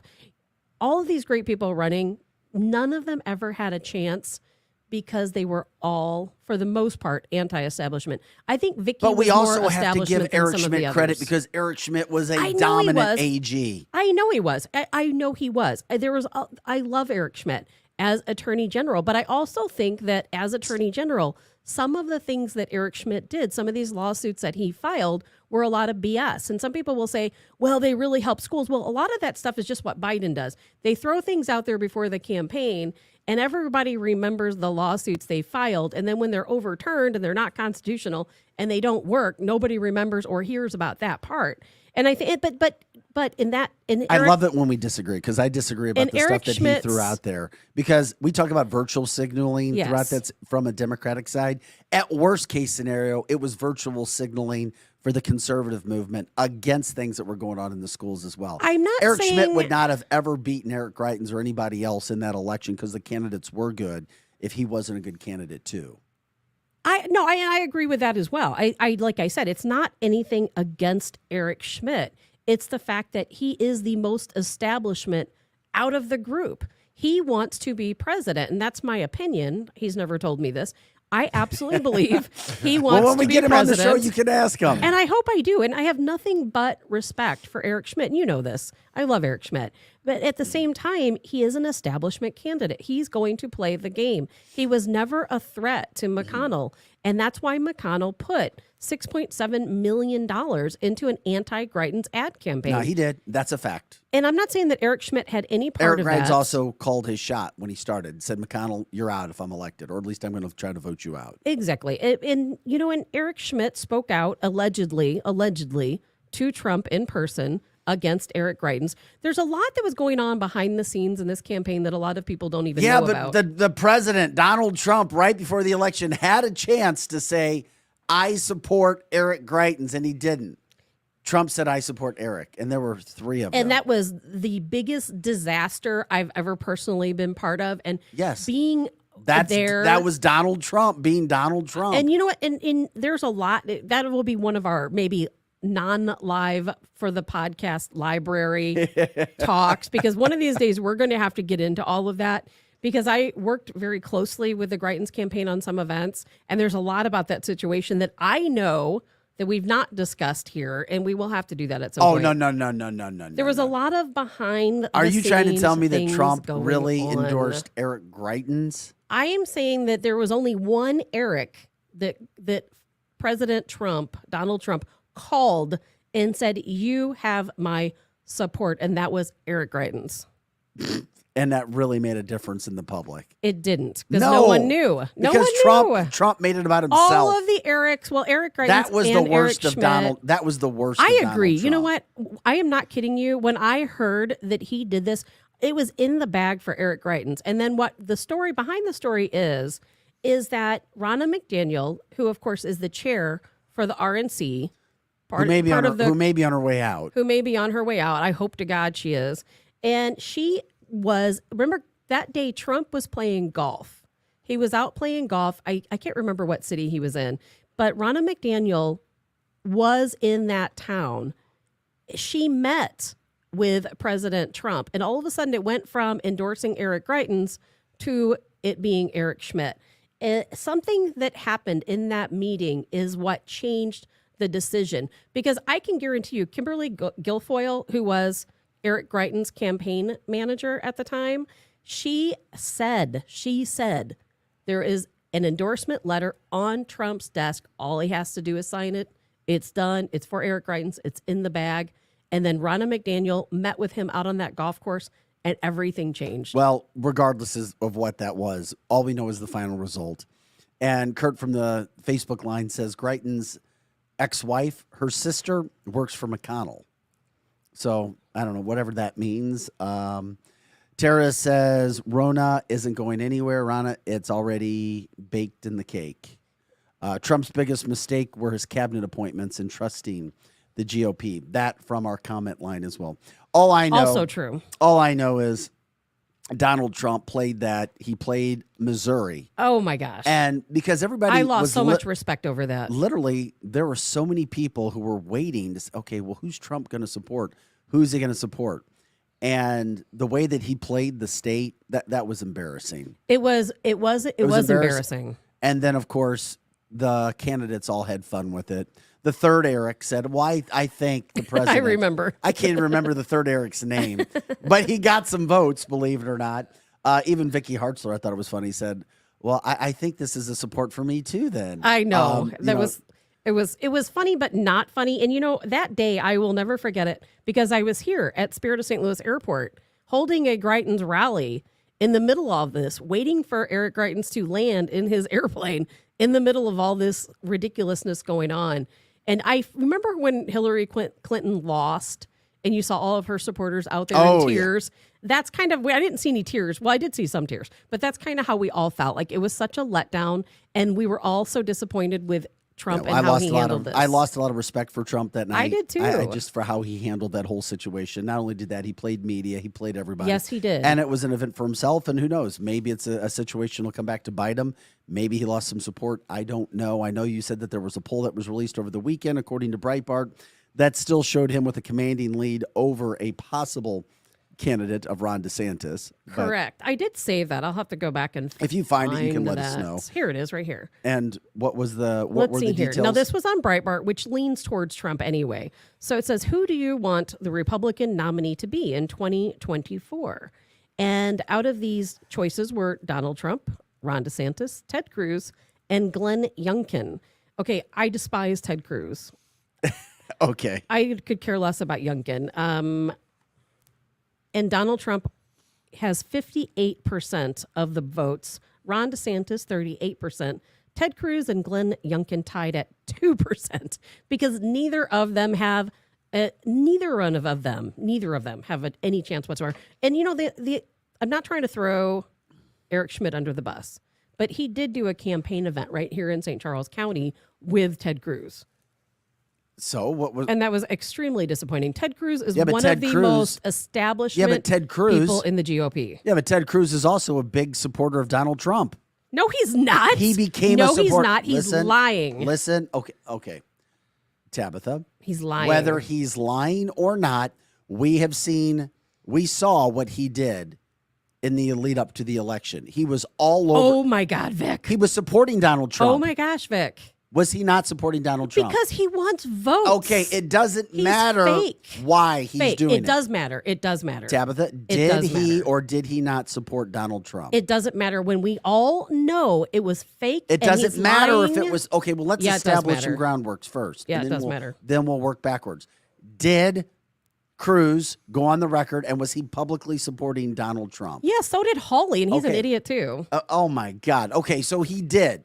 So he supported it. We agree there. But you say he was only supporting Trump for ulterior reasons, ulterior motives? I think the majority of Trump supporters, the majority of conservatives, at least the ones I know, all say Ted Cruz is a fake. He's only playing a game to try to get votes because someday, they all play games. They all Tabitha. play games. They all play games. Trump supported his support. I get it, but here's the game. He was all over the media supporting Donald Trump. It doesn't matter. It's all fake, despite their previous differences. Let's backtrack because here's the point. Some people miss. I have one phrase for you as you say it. Okay. Selected, not elected.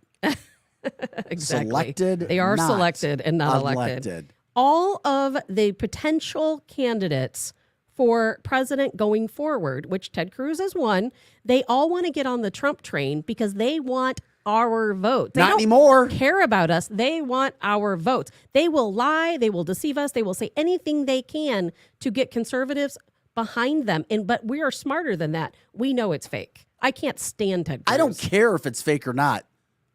Ted Cruz stumped for Donald Trump.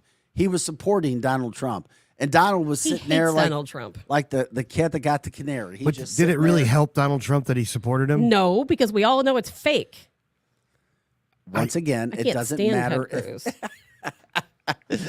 By the way, I'm not a fan either. but Ted Cruz also came here and stumped for you know who, as you said, Eric Schmidt, and Eric Schmidt dominated. That was And a very popular. That was a very popular, well-attended event. And it was. There's no question about that. I know a lot of people that went, but a lot of people that I know that went just because they hate Ted Cruz and they wanted to see him in person.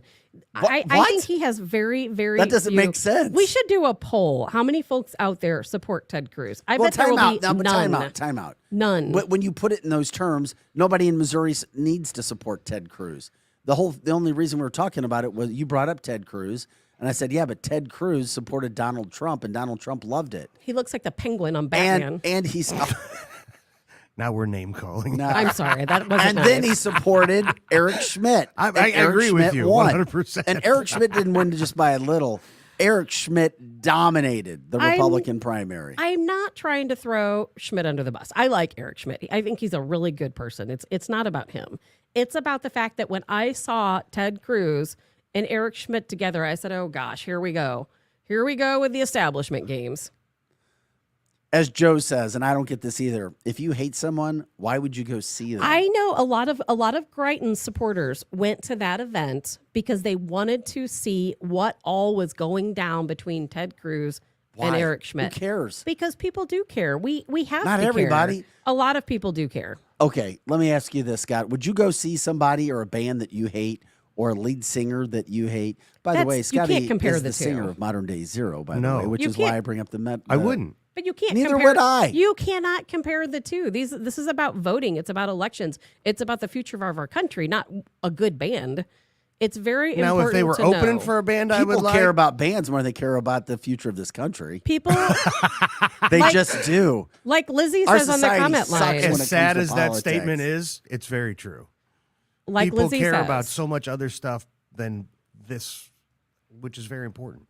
It's political crazy. standpoint. No, it is crazy. The I mean, future of our country is the most important thing. Absolutely, I The agree. most important Yes, thing. it is. The most But there's a lot of important thing. distractions. but do Americans really feel that way? No. They suck. We suck when it comes to our political process. Americans But don't my question to care. Mark McCloskey this morning was this: is it because it's a situation of selected, not elected, and Americans feel as if their vote don't matter and know that their vote doesn't matter? Now, yes, there are elections that are decided by a handful of votes, which should show you, yes, you should be out there. But as I've said on this show before, we're in a situation, I know outside of state races, that could go any way as we've seen, but there's about 10 cities where this country is decided on right now in every election.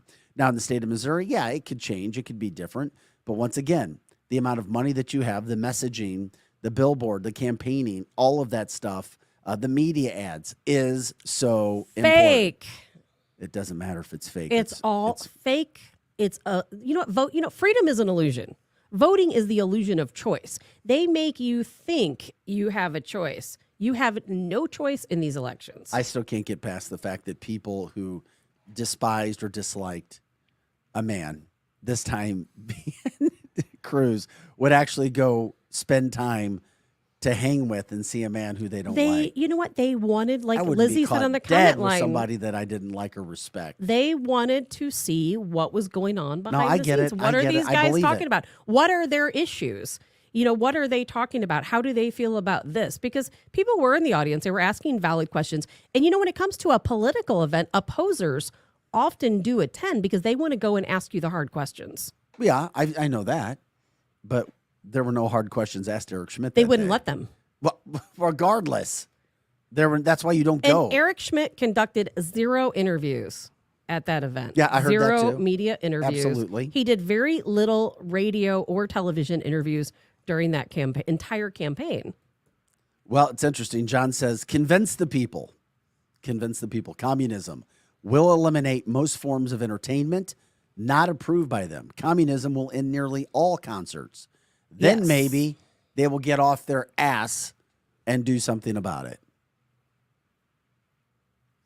Just remember that. Well, communism will end Fake. pretty much everything. Kimberly says fake, just like the Arizona trial that just happened.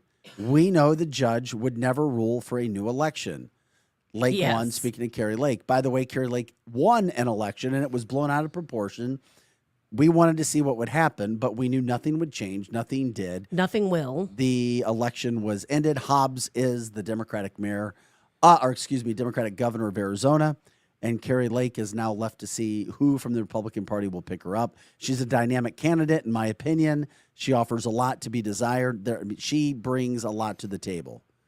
To me, there's a lot to desire of her. Now, I somebody's agree. going to pick her up. But yes, not to get off subject too many times, but yes, you are right. That process, that legal process is done. There will not be another election in the state of Arizona because everything was done in accordance to how it should have been done. But the laws of the state allowed Hobbs to certify her own election.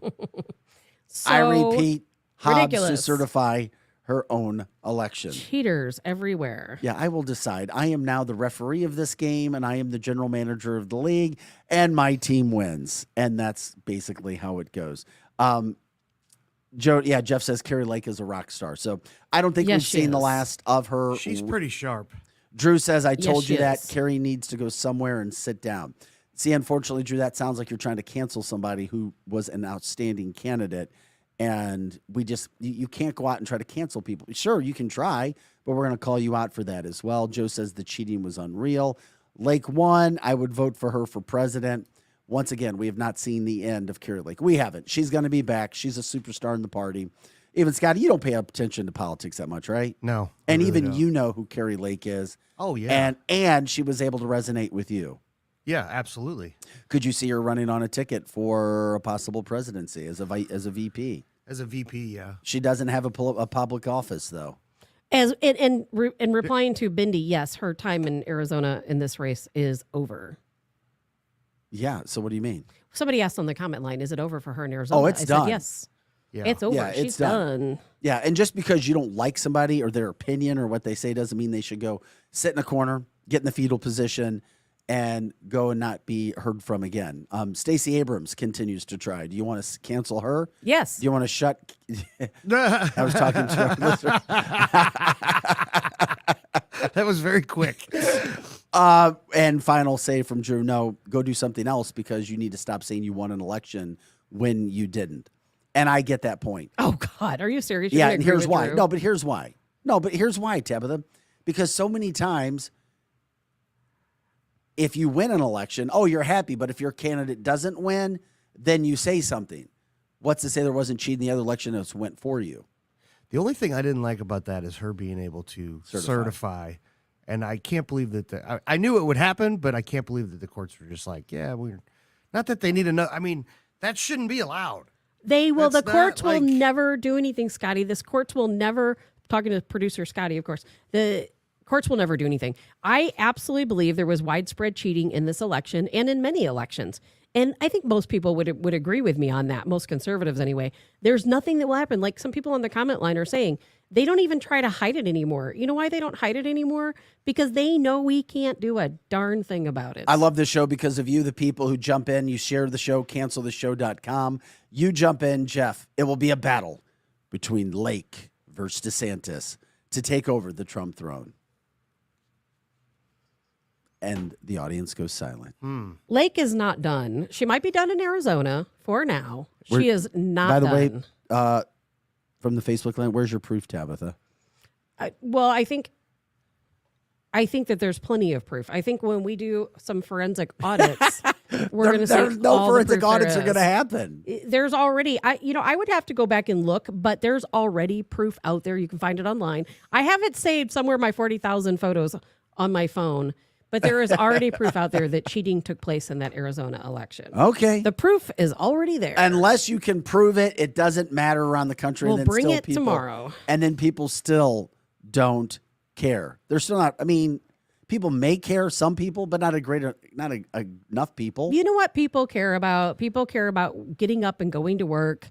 Yes. Getting their kids' Their dinner on the Starbucks. table, getting their Starbucks, going to concerts and hanging out and doing diddly squat about nothing that's going on in this country because it's easier to look the other way. But once you're like us and you know what's really going on, you can't look the other way anymore. Well, and I've been a proponent of this, until we have a national holiday where everybody can actually go and vote on one day One day, and there is no, and I know that may overwhelm some situations. There's got to be a way where you have to vote on the same day. You can't have elections Absolutely. be counted day after day after day. I've all been about making a national holiday, go and vote. It now, in just some leaves cases, too much room for but in error. some cases, you're going to have to allow people to vote who may be somewhere else or they may be working But abroad. we've already had provisions for that Those work just fine. Yeah, those provisions need to stay in place. Why not? Why can't we make a national holiday? Or is it the powers that be that want the confusion? They Yes. want Yes. the drama. They want this, oh my God, we're going to count elections for 4 days now. And keep in mind, It seems to This be all working started- for one side. That's it right. all started in 2022 late at night with some northern state votes that were being counted in Michigan and Wisconsin. Come on. And I'm not losing my hit like Tabitha is on some of the election stuff. We need one day, one freaking day. And then, hey, if this country's liberal, so be it. If this country's conservative, so be it. And then we'll know. And there should be a counter that night. There should be video of all the counting that's going on.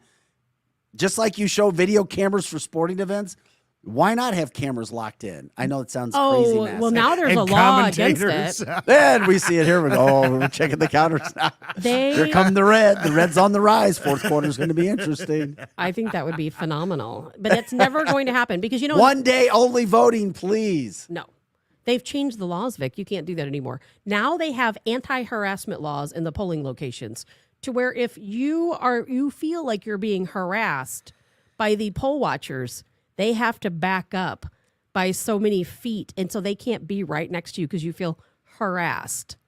You know, they need their little place of safety at the I've polling never location. voted where a poll watcher was ever right on top of you anyway. There's Yeah, always sections that you go, That doesn't make any sense to me. that's Here's a crazy. thought.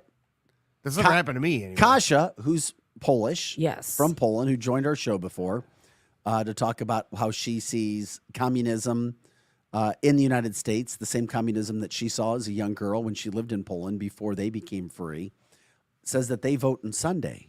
Yes, and she will be there for the voting. Kasia is going to Poland on the 28th, so she's not going to be able to attend our kickoff party, unfortunately. But she is going to be in Poland, and she has joined us in the past. She will join us again to talk about how similar life is under communist Poland to what we see today. And in regarding the Arizona situation, I did not hear this. I can't verify this, but it is certainly not surprising when I see it. Kurt says 70% of the voting machines in Maricopa County, Arizona, were not working. And if you know anything about Maricopa, you know that it is a heavy Republican, conservative, very populated county. Those votes could have put Kari Lake over the top, but we'll never know because that's what happens in this country. No. So I don't know. Did you see where 70% of the voting machines weren't working? There were so many weird, I haven't seen that odd verified. But things that happened during this election cycle because they were never going to let her win. It was never going to happen. Had she won, it would change everything for the state of Arizona. And it would change everything for our federal elections. They were never going to let her win. And from our comment line as well, Charles says, DeSantis has already stated he will not run in 2024 several times. Lake is in no position to oppose Trump in 2024. No. I need Rolaids thinking Donald Trump will run in 2024. But truth be told, there's no logical competitor. There's not. There's not. That is true. There's I not. will support Donald Trump once again with many full bottles of Rolaids. Okay, so This can we is talk me about that for when a I second? hear Trump. And I see a tweet coming or a comment. I'm like, I cringe. I'm like, oh, man, here he goes. Here he goes. We have to talk about this for a second. Yeah, we got time before. Yeah. Because hurry, I would go really ahead. like to discuss that comment. Because, okay, so there are people out there who did not like President Trump's tweets. There are people out there who didn't like some of the things he said, but his policies are phenomenal. And I can't imagine there's anyone out there, anyone with any common sense with two brain cells to rub together that would go against his America First policies. No, I agree. His policies are phenomenal. So when people say, I don't want to vote for him, I don't know why, because his policies were phenomenal. Who cares that he's not a smooth speaker? Who cares? His policies are what counts. That's what counts for our future in this country. John also adds if 70% of machines were not working in Democratic counties in the state of Arizona and they lost, they would be rioting, burning, looting, and killing. Yeah, that's true. That is true. So anyway, I don't know what's going to happen with DeSantis in that whole situation we're talking about where Carrie He could Lake change would his go. mind. My point exactly. And I think it's smart, very intelligent, a wise move not to say I'm running because it just gives your competitors, it gives your haters more time to try to dig on you, create controversy, create drama, eliminate you before it's time. But you know what? If DeSantis would run, Democrats would win because our party would be entirely too divided. Really? I think so. Okay, we'll talk about that when we come back. Plus, hey, one of the biggest stories of the year, it wasn't politics. It was Johnny Depp. That's the problem Amber with our country. Heard. I knew I was Oh, going to good piss you God. off when I brought that up. That is the problem with our country. It is the problem with the America. top That's why we suck. News stories. Who cares what celebrities are doing in their personal lives? I don't care. I didn't spend 2 seconds of my life worrying about Johnny Depp and Amber You mean Heard. you didn't give 2 cents to Amber Heard defecating in Johnny Depp's bed? I thought it was funny, and disgusting more than anything. But my no, God. I don't Amber care. Turd. Don't care what these people are doing. That happens all over St. Louis City. I don't even They were care. two of the biggest stories of 2022. Because Americans are stupid. I'm sorry, but most Americans are stupid. Well, there was news with that. We'll talk about them when we come back as well. We'll also revisit the situation. I know we have a lot of people joining us now. By the way, the North Pole is still frozen despite what Al Gore told you way back in 2009. It hasn't gone anywhere. He told us by 2013 there was going to be something happening. Well, it hasn't. Okay. As hit happens, according to Todd Bodecker. Yeah. We love it. It's Cancel This.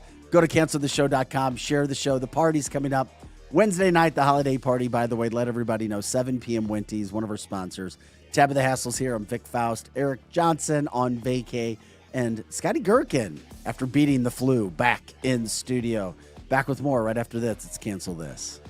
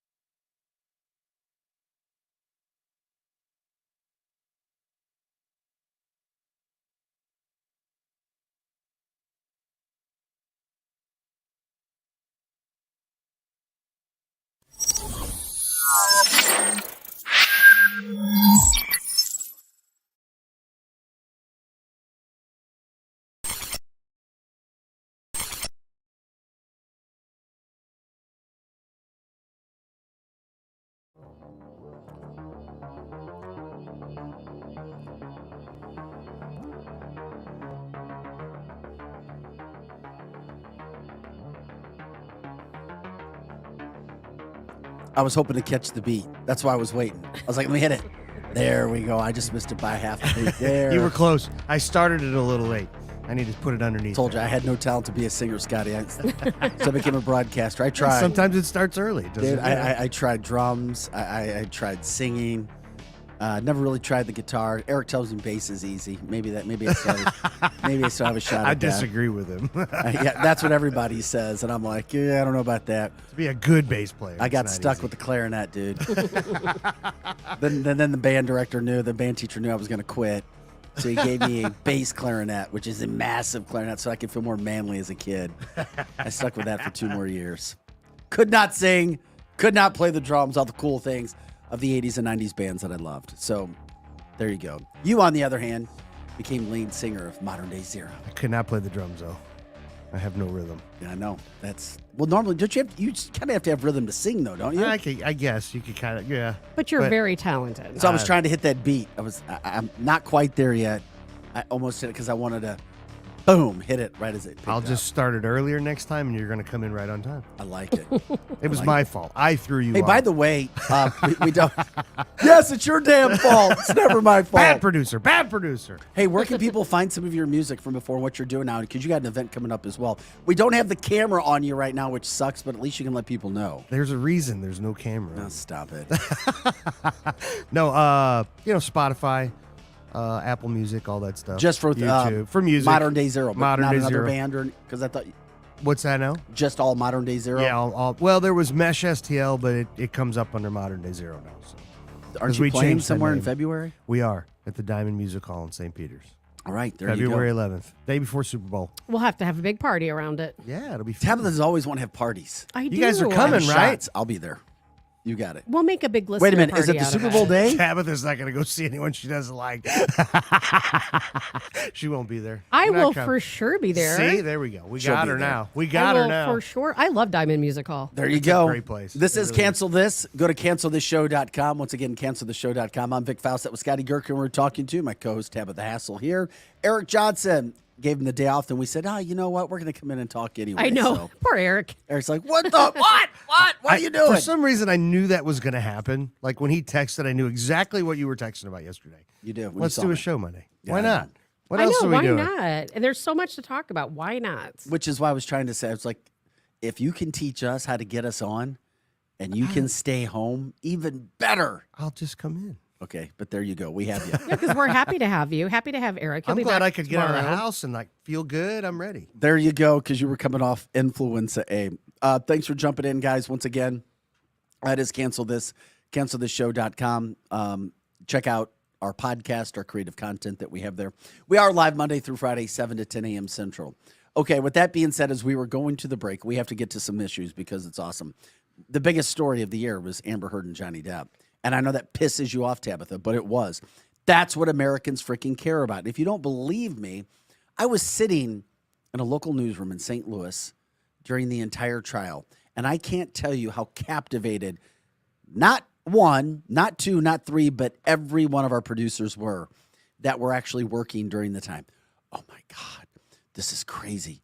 Johnny Depp is the biggest D ever. Oh my God, Amber Heard is the biggest B ever. And then we saw evidence of both. And then everybody just wanted to talk about it. And then Johnny Depp wins. He wins an over $10 million settlement against her. And despite all the crazy and nasty and mean that he did, then he becomes a darling. People forgot about all the crazy stuff that he did. They felt like what she did was worse. She was, from what I saw and what I witnessed and what I've read, she was the crazy one. Well, yeah. They're both crazy. Well, yeah. But she was the crazier. You've heard the one. statement that misery loves company. So does crazy. Yes, it does. Yes. And it's yes, it does. like magnets. Oh, you're crazy too? Let's hang out. And that's exactly what happened. You get me. I get you. You had me at crazy. Oh my God. I will never. It's just better to believe admit though. it. Oh my God. I mean, Well- most of us are crazy. That's all right. Whatever. Everybody has a little. Crazy. What is crazy? We have to redefine what crazy is. But the bottom line is it became one of the biggest stories, arguably the biggest story of 2022. And there was a reason the media was pushing this. So I could not believe, like you, Tabitha, why is national media pushing this so hard? Why is CNN throwing it down to us to cover? It's a Why is distraction. Fox? Aha. And what was it a distraction from? From our country being ruined and turning into communist. But what was there anything specifically going on? Oh, I mean, a bazillion things going on. There during that trial, which lasted forever, there were so many. Every day Well, can there's I so give the many things update going first? on. It took time away from the Maxwell trial too. So No Dun, question dun, about it. dun. That's what I was going to. I teed that up for Tabitha, and you knocked it out. I'm of the sorry. park. I'm sorry. I'm sorry. Well, here's what happened. Last week, we had some news, which is why we brought it up, despite the fact that, in my opinion, it was the biggest story of 2022 with all the COVID stuff, but people had COVID fatigue. Last week, $10.35 million settlement was ruled against her. She lost her arse off. But last week, Johnny Depp said, you know what? I'm such a gentleman. I'm such a good guy. He settled for $1 million. So Amber Heard has agreed to pay $1 million to Johnny Depp to settle the defamation claim against her.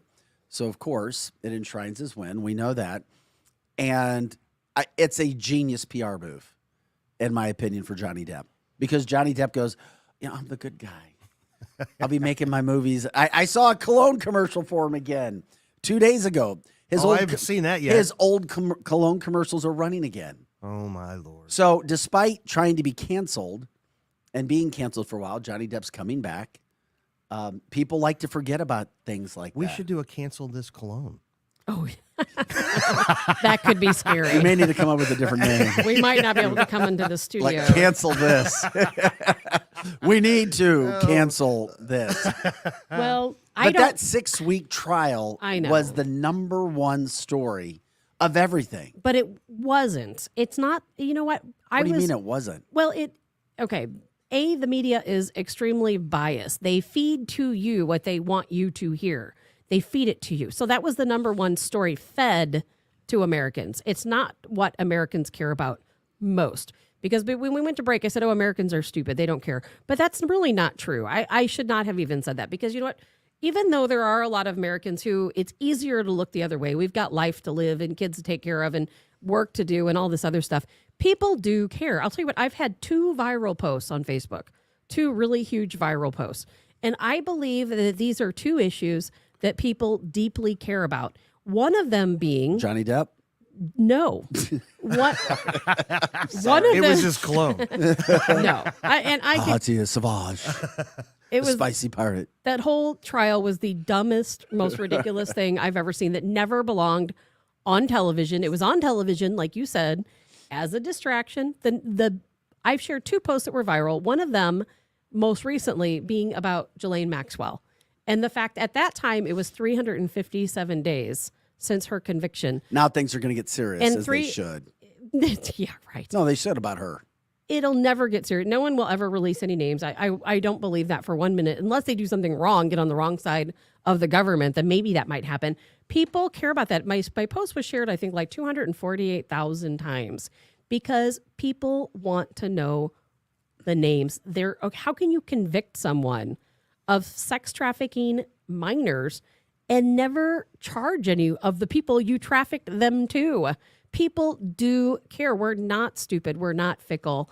The media makes you feel that way because they force feed these news stories to you like Johnny Depp, but that's not what America I disagree cares about. because if Americans really cared, we would be acting in a more progressive way, a more active way to get names out, demanding answers. But nobody demands the stuff. Nobody demands the information in a large scale from local media.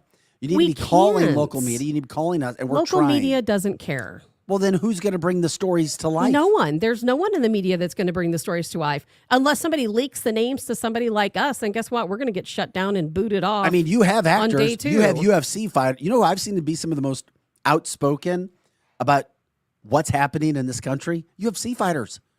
When they win fights, they're calling them on the mat. Their mic. They're calling people out. and where does that get us? Release Nowhere. the names. Which is why I say there's not a desire, because I do feel that people involved in I the don't agree with highest you at all. levels of broadcasting are involved, Tabitha. Well, of course. But here's the thing, Vic. We're peons compared to what's actually happening in this I think country. you and I are on the same page. The We only are. disagreement that I have, and I think really we're probably even on the same page on Matt, that. you love We're shots, just I saying don't. it different ways. Oh, okay. Is that I really do think that the majority of people do care. I think even on both sides, Democrats and conservatives, I think everybody wants to know who those people are, who are those names. But none of us have a voice, because the minute we go out and try to do something, let's say we all get so fed up, we want to know those names. We say, okay, let's go to Washington, D.C., and let's do a 1 million man march in front of the Capitol building, and let's demand that they release those names. What do you think is going to happen? We're all going to end up in prison. No, you're not. Not as long as you don't rush a Capitol illegally. They will come up. You know what? First of all, okay, now let's backtrack. Whenever that happened on January 6th, those were bad actors my God. that started God. that. They were plants that started that. You're responsible and people for your followed. own you're I responsible agree. for your own actions. And people shouldn't have followed, and they did. I get it. But you know what? If we were to go and do a 1 million man march right now, demanding these names be released, you would not be arrested. Yes, we would. You know why? For what? Because the FBI, Antifa, all of these government, CIA, all of these groups would converge, and they would pretend to be conservatives or pretend to be some people in that group, and they would create this ridiculous scene, and we would see another January 6th You're responsible all for your own over again. actions. They would find a way to put You're us in prison. responsible for your own actions. Freedom is an illusion. There's no way we could ever get out and protest anything, because guess what? You're not really free. You just feel like Jeff you just are. said, "Oh, for God's sake, Vic, you just lost me." Exactly. Ray Epps is laughing at everyone somewhere in the Bahamas, referring to January 6th. There's no doubt in my mind that Johnny Depp Amber Heard trial was placed where it was, specifically timing, because I asked you this earlier. Yes. The Maxwell case was going on. Yes. There were situations, there were hearings that were going on. And what was getting the attention? It was Johnny Depp.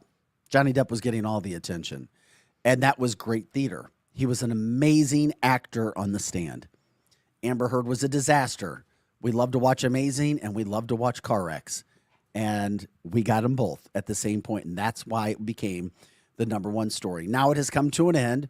Both parties, I even think Amber Heard will come out of it fine somehow, some way. She'll find something to make money. I don't She even will. care. I know you don't care, but we're putting a bow on it since it captivated America. And Tabitha, while I agree with you that we should be studying world news and all of the stories that are happening in Russia, which we'll get to before the end of the hour, and China, and what's going on in the Arctic and the Philippines, and the mass hysteria that's going on under the ground in Ukraine that you don't hear about, besides Zelensky and his suit and his time of the year, people don't care. I don't believe that. Okay. I think there's a lot of people who don't care, but I think people care. I think the media doesn't allow you to care. I think if the media were truly free and they truly posted Well, you're about the kind of Maxwell trial, Well, you're kind of the media now. yeah, but we're very We're trying. limited. So We're- people need to share us. and that's make us exactly go right. big. People need to share, because that's how the truth is actually told. But the media handpicked stories. They would have never covered the Maxwell trial as they should have. Had they covered that trial, I bet it would have been a top story. Yeah, but you're going to have to reindoctrinate It'll never Americans everywhere, because happen. That's right why now we need Americans, a revolution. even with the Maxwell case going on, and even if the media gave it equal attention, Tabitha, come on. There's a lot of would people be- who don't care. I know. More people would be fascinated, captivated, in my humble opinion, by the Johnny Depp Amber Heard drama theater that we saw, because we're Americans. And as good as we are, and as many great qualities we have some bad qualities as well. People It's are life, it's starting human. to wake Well, up. I hope People so. are waking up. But everybody that gave us that LA drama, we saw that movie play out on scene, massive story. Maybe people are waking up.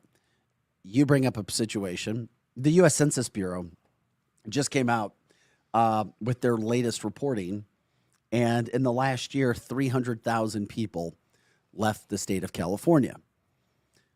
When you look at the population, 300,000 people, it may not be a ton from a percentage standpoint, but wait a second. Isn't California the place with all the great weather? It is beautiful weather. And then you've got coastline, up and down and all around. It's a beautiful state. You've got all this weather. Why would people be leaving the state? 300,000. You think people would be going to the state? Tabitha, this story was released by Breitbart and a couple other publications. It was originally released by the Sacramento Bee. Yeah, I saw the Sacramento Bee. Breitbart got on it. You said you saw where people were polled on why they were leaving. Correct. And they said, and I want to add before I say what they say, the person who made this report said, outside of political reasons, the polling that we did outside of political reasons, they would not give us political reasons why these people left. They said outside of political reasons, that being the number one reason, political reasons, it were the high cost of living, were crime, and those types of things. But they would not discuss the political reasons people were leaving. But they did say that was the top reason, were politics. they said politics, but they wouldn't. Okay. But they wouldn't elaborate into which political issues. The entire state is liberal. I mean, for the most part. Yes, there it are is. some positions that are Republican, but it is a 2 to almost 2.5 to 1 majority for Democrats over Republicans in that state. And the people in California, and it's a state I've spent a lot of time in, the people who are conservative move out to Orange County. Orange County is a huge conservative area. And those folks, it's a very expensive place to live. My mother and stepfather and sister and family, they live in the Temecula area. Okay. And they say the same thing. They're passionate. They are extremely passionate. And you know what? They can share some liberal views on some things. But when it comes to California politics, it has gone one way very fast, and it's not coming back anytime soon. No, it's not. You know, unfortunately, California is lost. It's a lost state.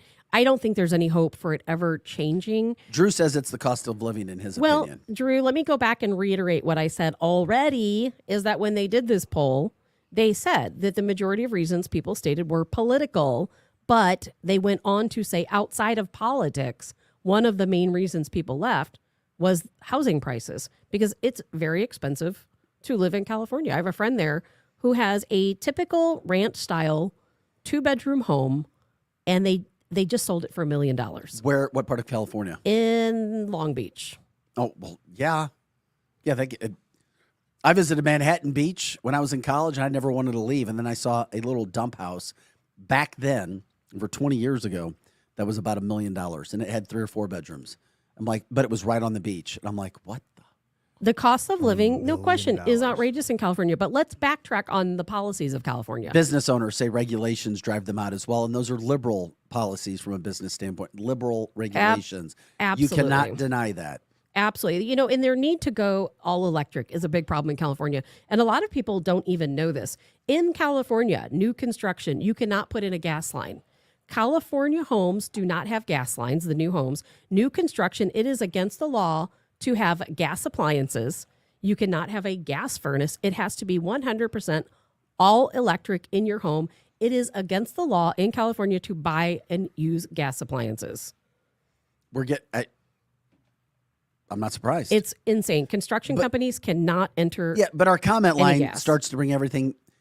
Prices are because of politics. Yes, Think they about are. it. Yes, they are. A connects to B, B to C.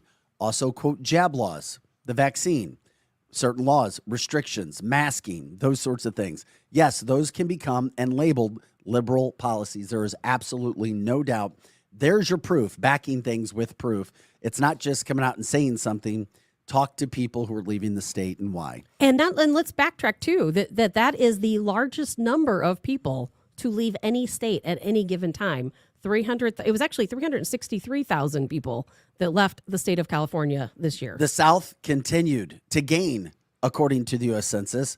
Texas, Florida, they continue to gain. Yes, they did. States that right now are dominated by Republicans. Absolutely. And Republican conservative policies, which can affect business and the way that you live. So are we surprised? No. We're not surprised. No.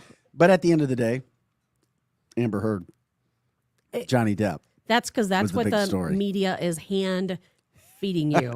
The story about California should have been a bigger story in the news. Look at the homelessness. in California. You can't even go to a beach in California without being approached by homeless people. I fell asleep on a beach like a year ago. Fell asleep. I Did woke somebody up. think you were? Did somebody think you were No, homeless? but there was when I woke up, there was a homeless Poor man Tabitha. laying next to me, and I'm like, "Where'd he come from?" You can't escape it. I would that park. was it a male?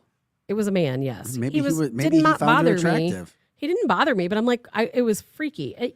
You go to the beach, and there's homeless people living in vehicles. There are homeless people living in tents.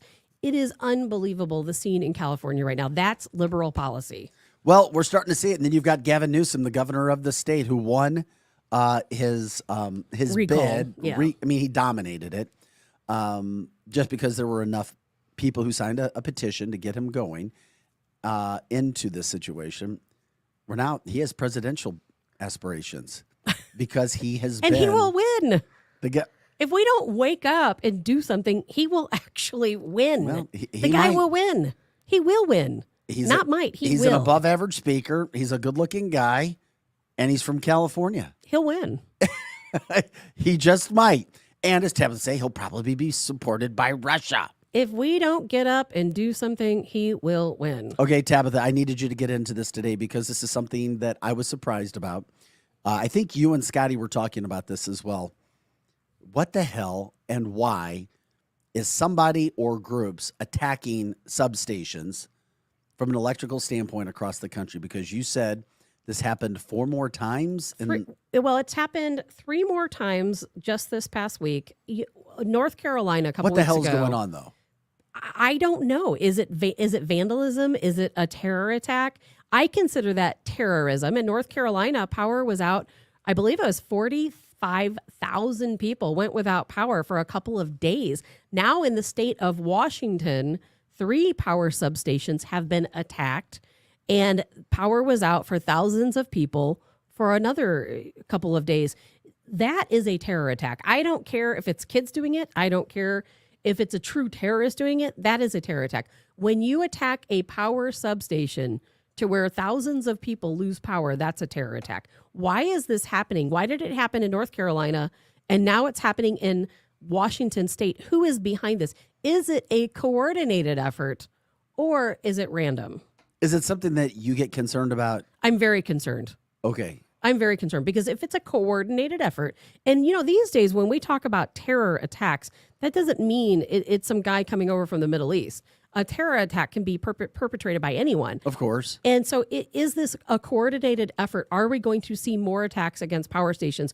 And if so, it could happen in our own neighborhood. So what can anybody do from the study that you've done? Not a darn thing. Not a damn thing. Not a darn That's thing. why I get at it. But the FBI can. You know what? If they find or This believe, is not news that's getting attention. It's not, and it needs to be. And I am sure, hopefully, the FBI is working on it. What the FBI will do is, if they feel that it's a coordinated attack, they will treat this like a terrorist incident, and they will use different types of surveillance. They'll use different types of technology to try to see if there's any chatter out there. Yeah, we're not trying to go off the deep end here. It's just something I'd never heard of in 24 years of news and covering almost every story and reading almost every AP report that could be read on a daily basis. Now, all of a sudden, substations for our electricity being attacked. I know. In a lot of comment lines about the FBI, I know several FBI agents. Here the it people comes. out That on are the positive. field. The people out on the field, they're the good people. And I'll tell you what, they are fighting back hard against upper management. Anytime you get to the top levels of any organization, there's a lot of corruption that takes place. But I will tell you, the people on the ground, the people doing these investigations, they're good people. Yeah, but what in the hell is going on? Why? I still can't understand why people would attack substations and ours. I mean, is it? Well, is it if a you test? think about But it. is it a test? It could be. What can we get away with here when I say we, powers that be, organizations trying to create chaos within the United States? There are organizations, I'm glad you brought that up because that's exactly probably what it is. Or is this just it's probably dumbass groups, people trying to I don't think make a name for so. I think themselves? it's something much bigger than that. I think it may be groups like Antifa. Because I just don't see what any group or individual can get out of trying to take down a substation unless Chaos. there is a massive plot and hopeful, horrible outcome to come out of it? I think right now, my best guess. Because it's calculated yes. to do something like that, and it's starting to happen more than we've ever seen before, or at least been told. Well, it's happened 4 times in 2 weeks across the country. Where were the spots again? North Carolina, that was 45,000 people lost power in North Carolina. And it had nothing to do with weather or just going down? It was an attack. Somebody actually used a gun and shot up the power station, the substation. So that was an actual attack. The same thing, something similar happened in Washington State. Now, in Washington State, it was 3 separate power substations. I think it's coordinated. Is This somebody is who just my owns generator speculation. No, I doubt it. I doubt it. All right. It's probably somebody who wants to cause chaos.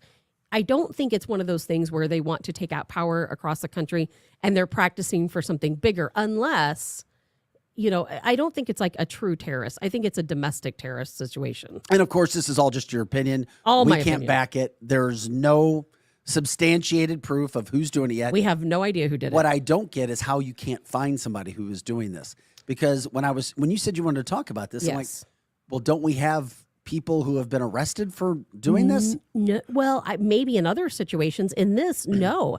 And I would be thinking, okay, why doesn't every power substation have cameras? Why don't they have cameras? Why Bingo. aren't they looking? And maybe some of them do. Why don't they Cindy see? says her friends in North Carolina were affected by the one that you brought up. It was a really big deal. There were people in North Carolina who, think about this. That's people who are at home who have medical devices that can't run, hospitals that have to use backup. This is it's a life-threatening situation. John says, I'm not worried as much about the substation attacks as I am concerned about our water supply.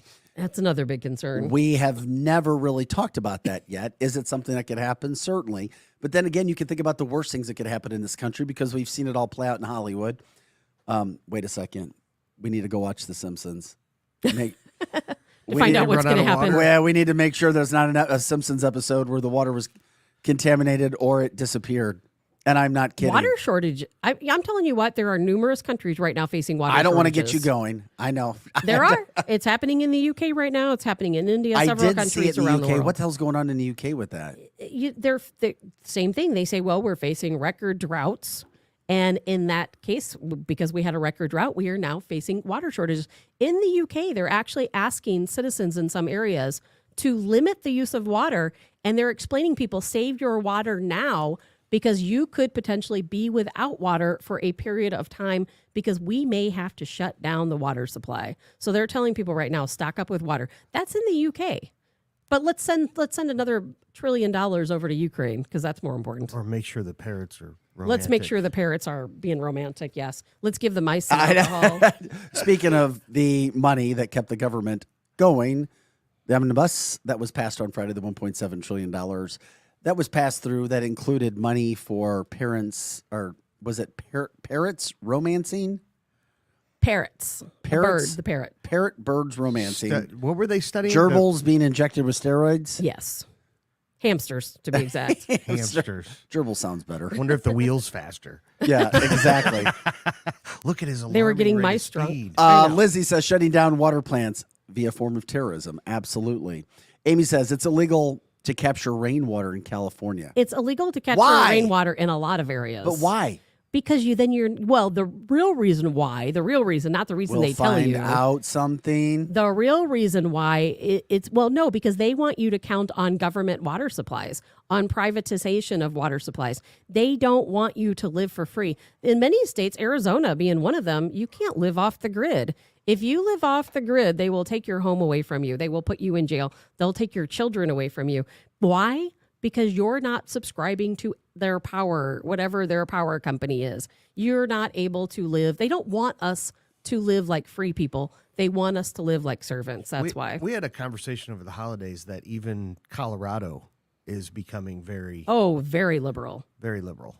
Well, As far as the same. Colorado has been that way for quite some time. I'm not following. No, it hasn't. It's getting worse and worse as far as following. Look at the elections over the laws- last 10 years. The laws of like California and everything else. It's becoming a very, very, very blue state. Anything And- specifically that you've seen that?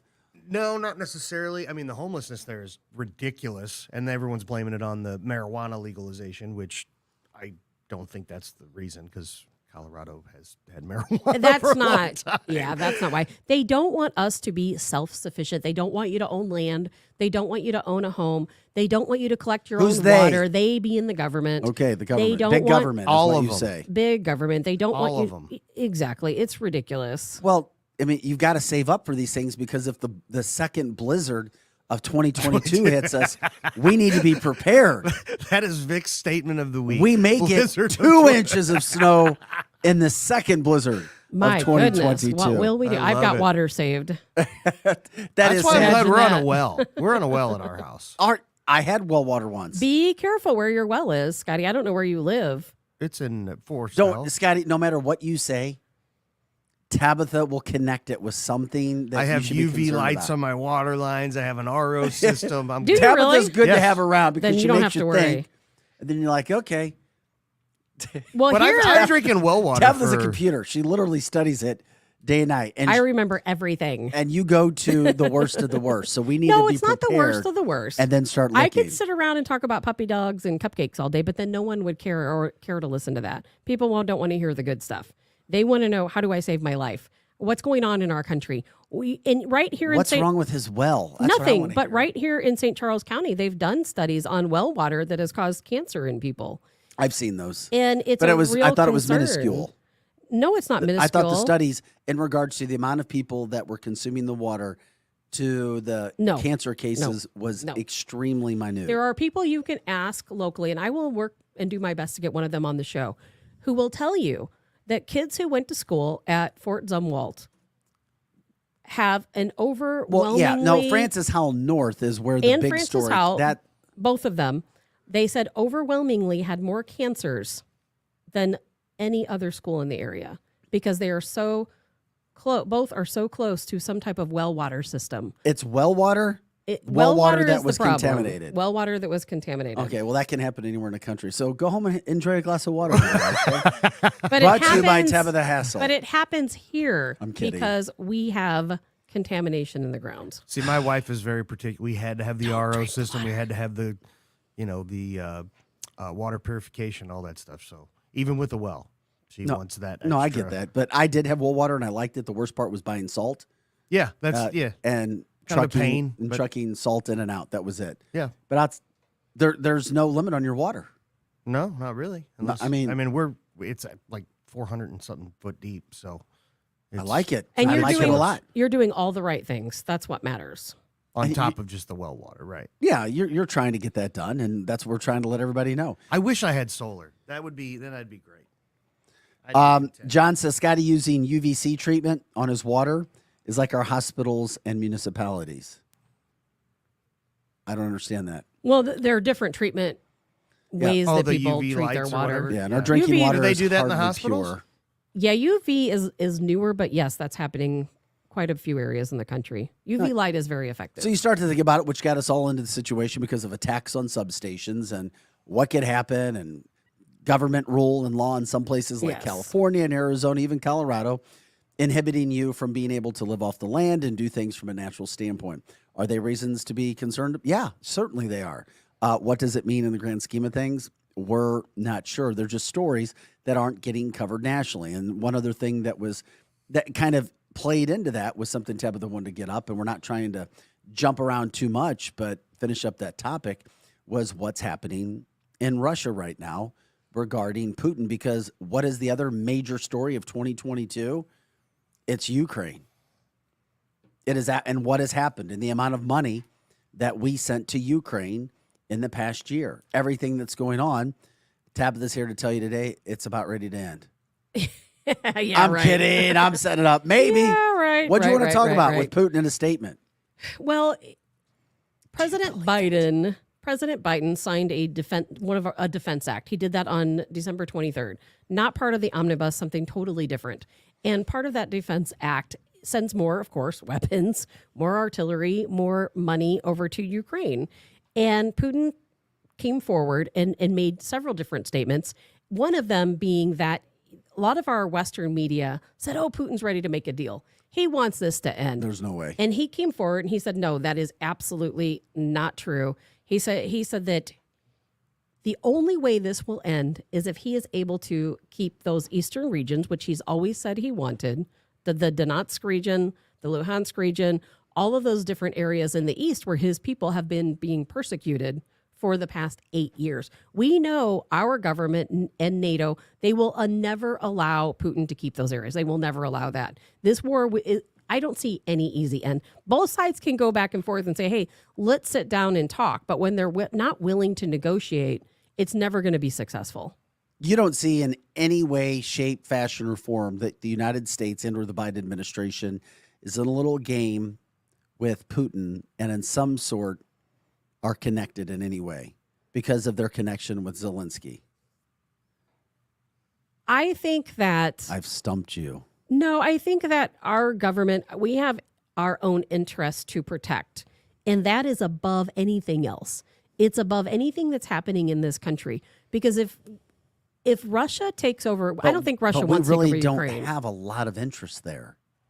We have a lot of interest in Ukraine. You're thinking huge, massive. I think a lot of cover up. I think we have Russia has already come out and said that they have found the biolabs there that are run and paid for by the United States. We deny having them. Which is a national story that you will not hear, is not a local story that you will not hear. But it has happened if you do the research. But it's all about something bigger. It's all about something bigger. Did you know who Lara Logan is? Oh, yeah, I remember Lara. She just recently made this statement, and this blew my mind. She's been a international news correspondent for a long time.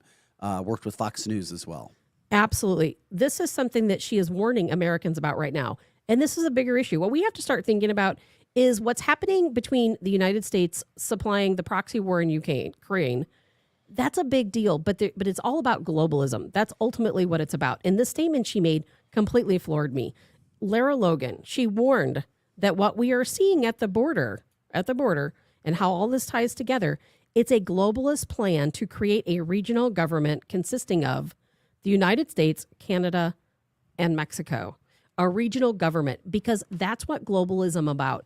Like I say so often, everyone's dividing. Countries have to pick and choose. Are you going to be on NATO side or are you going to be on BRIC side? And I'm just going to tell you, the average American and even the above average American has no idea what you just said. I understand that. And but they're most like, people know, okay, I'll wait for it to happen. Most people know what NATO is. NATO is for globalization. I'm not sure most people do.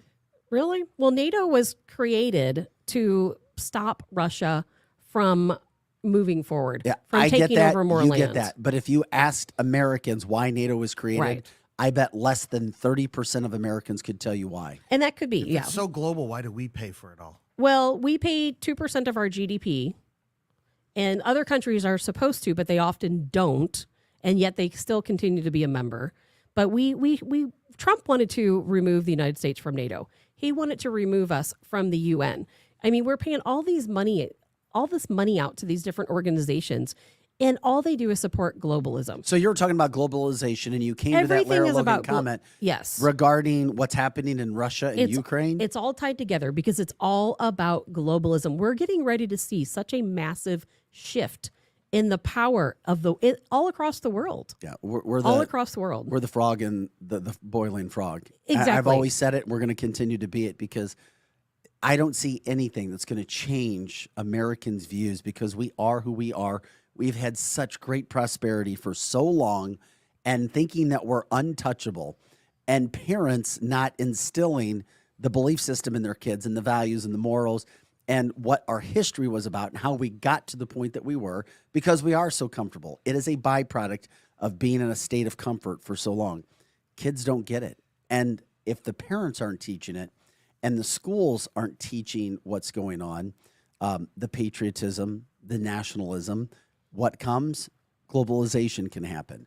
I'm just telling you, we're that frog, toad, whatever you want to call it, in the boiling pot of water. And before, yeah, there's well, guess what? It's too late.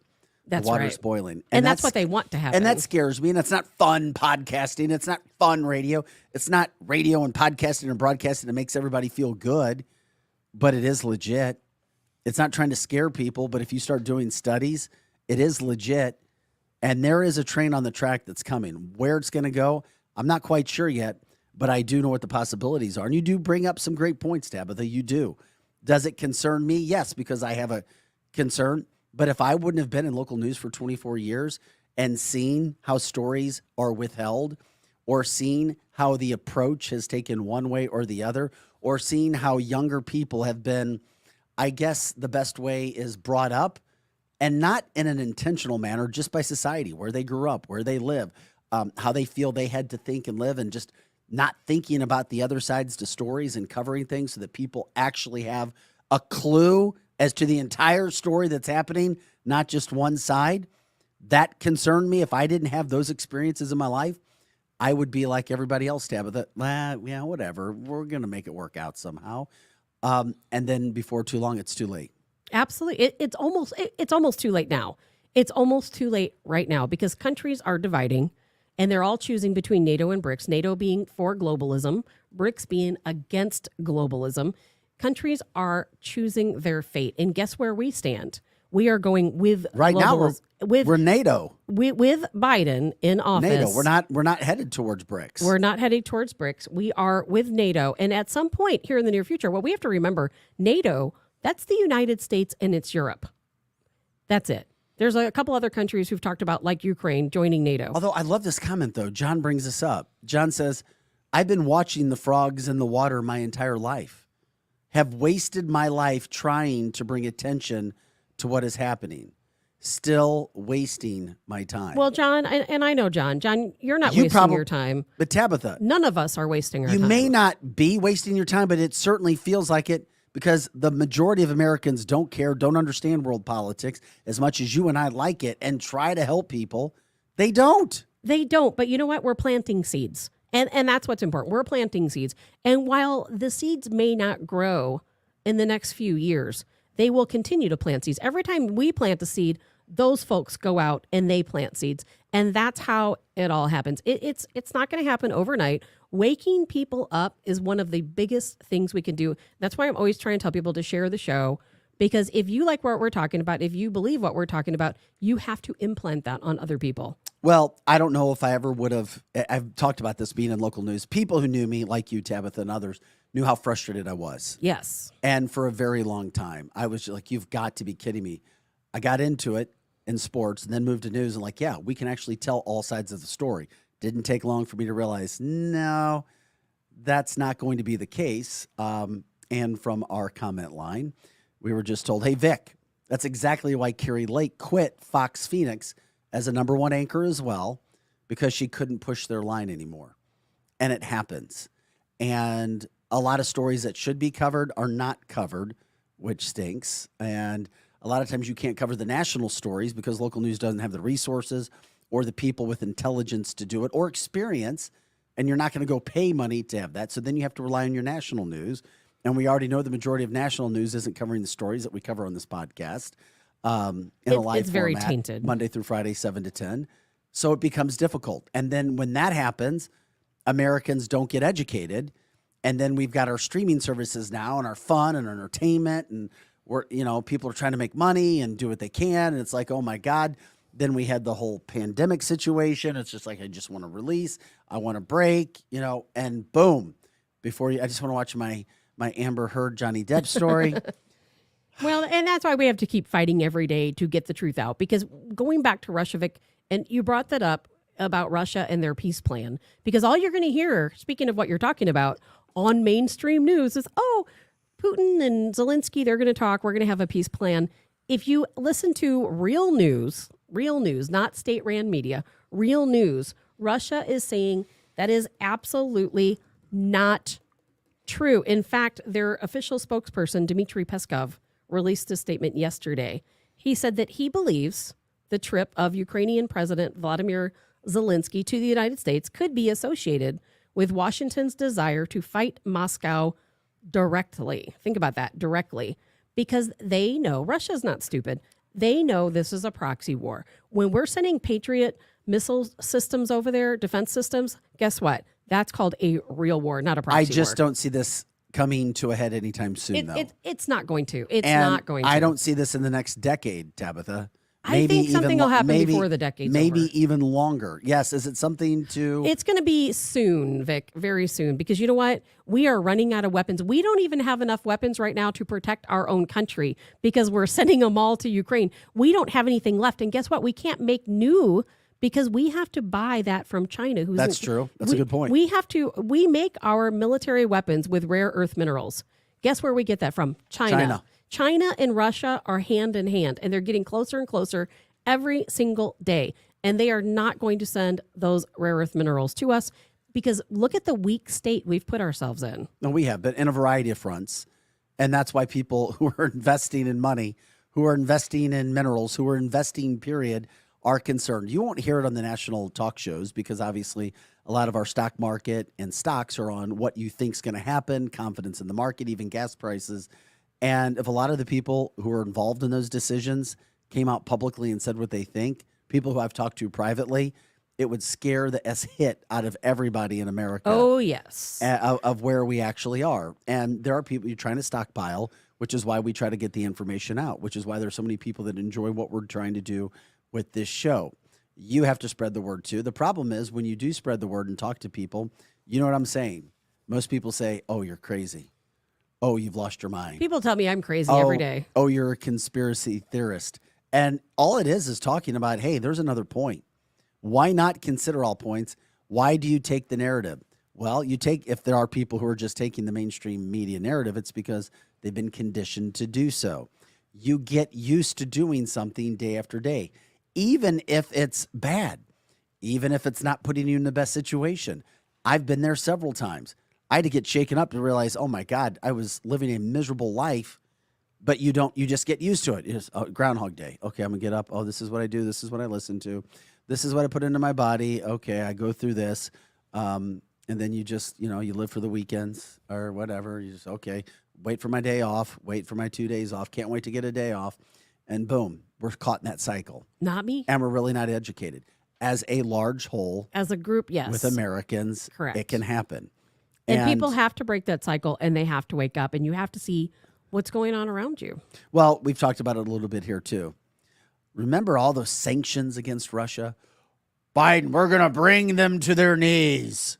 Yes, of course. Have you looked at Russia's economy right now? They're doing pretty darn good, aren't they? They're doing quite well. The ruble is highest it's ever been. Because Americans just trust, and I'm sorry, Democrats, if you trust Biden for saying what he said, think again. That's not an attack on you. Use your brain. Be smart. If all those sanctions that we put on Russia for invading Ukraine were going to be so good, if we really hit them with everything we had and other countries hit them with what they had, do you think that their economy would be flying high right now? Their economy is doing fantastic. The ruble at an all-time high. They turned it into a massively positive thing. And if you haven't check Putin's popularity with his country. 2/3 of Russia support not only Putin, but they support the invasion of Ukraine. Yeah. When's the last time you had 2/3 of America supporting presidents? Exactly. Legitimately supporting. These are major concerns. And that's why we try to bring them to you. It's all part of what we do. Can I throw something out there because we only have a couple more minutes? Pop it in. Thank you for Cindy Giordano for reminding us. Did you see Kamala Harris, what her birthday present or Christmas present was? Who you mean, Kamala? Did I say it wrong? Yes. Kamala. Cammy. I'll just call her Cammy from now on. I bet her friends call her Cammy. Who cares? Governor Greg Abbott. Governor Greg Abbott, the governor of Texas. I know what he sent her. 3 busloads of illegal immigrants to her home on Christmas Eve. Yeah. Now, what a Christmas present. Okay. Now, Republicans and conservatives absolutely love it. Democrats say, what a mean person you are for doing that to these poor people who don't have anywhere to go. And you're going to send them on Christmas Eve to this woman's house? How dare you, Governor Abbott? I'm just telling you, I see how the media plays that message and how Democrats and liberals will see that as well. I'm sure they were happy to be sent anywhere because now, guess what? They're in the United States. They can fan out anywhere they want. Yeah, no, I did. I saw that. That was for sure. Hey, by the way, Thursday night, 7 p.m., Winty's in the Chesterfield Valley. Stop on by, say hi. I'd love to talk to you, take a pic. talk about what's coming on in the show. We'd love to meet our people. Homegrown Show. We're based out of the St. Louis area. We are a national geared podcast if you listen to our topics. You can catch us Monday through Friday, 7 to 10 a.m. Central Time. Then, of course, if you don't catch us live, you can go to canceltheshow.com. Click on one of our platforms where you can find us as well. Can't wait to see you. More guests coming this week as well. We're glad that you joined us this morning. Scotty Gherkin's here, all healthy, back in the seat. Good to see you here, buddy. You look so much better. Dancing along. Tabitha Hassel, I'm Vic Faust. Eric Johnson will be back tomorrow. We hope he's healed from his flu as well. I hope so. We took some direct hits last week, but we adapted I feel bad. I feel like I got him sick.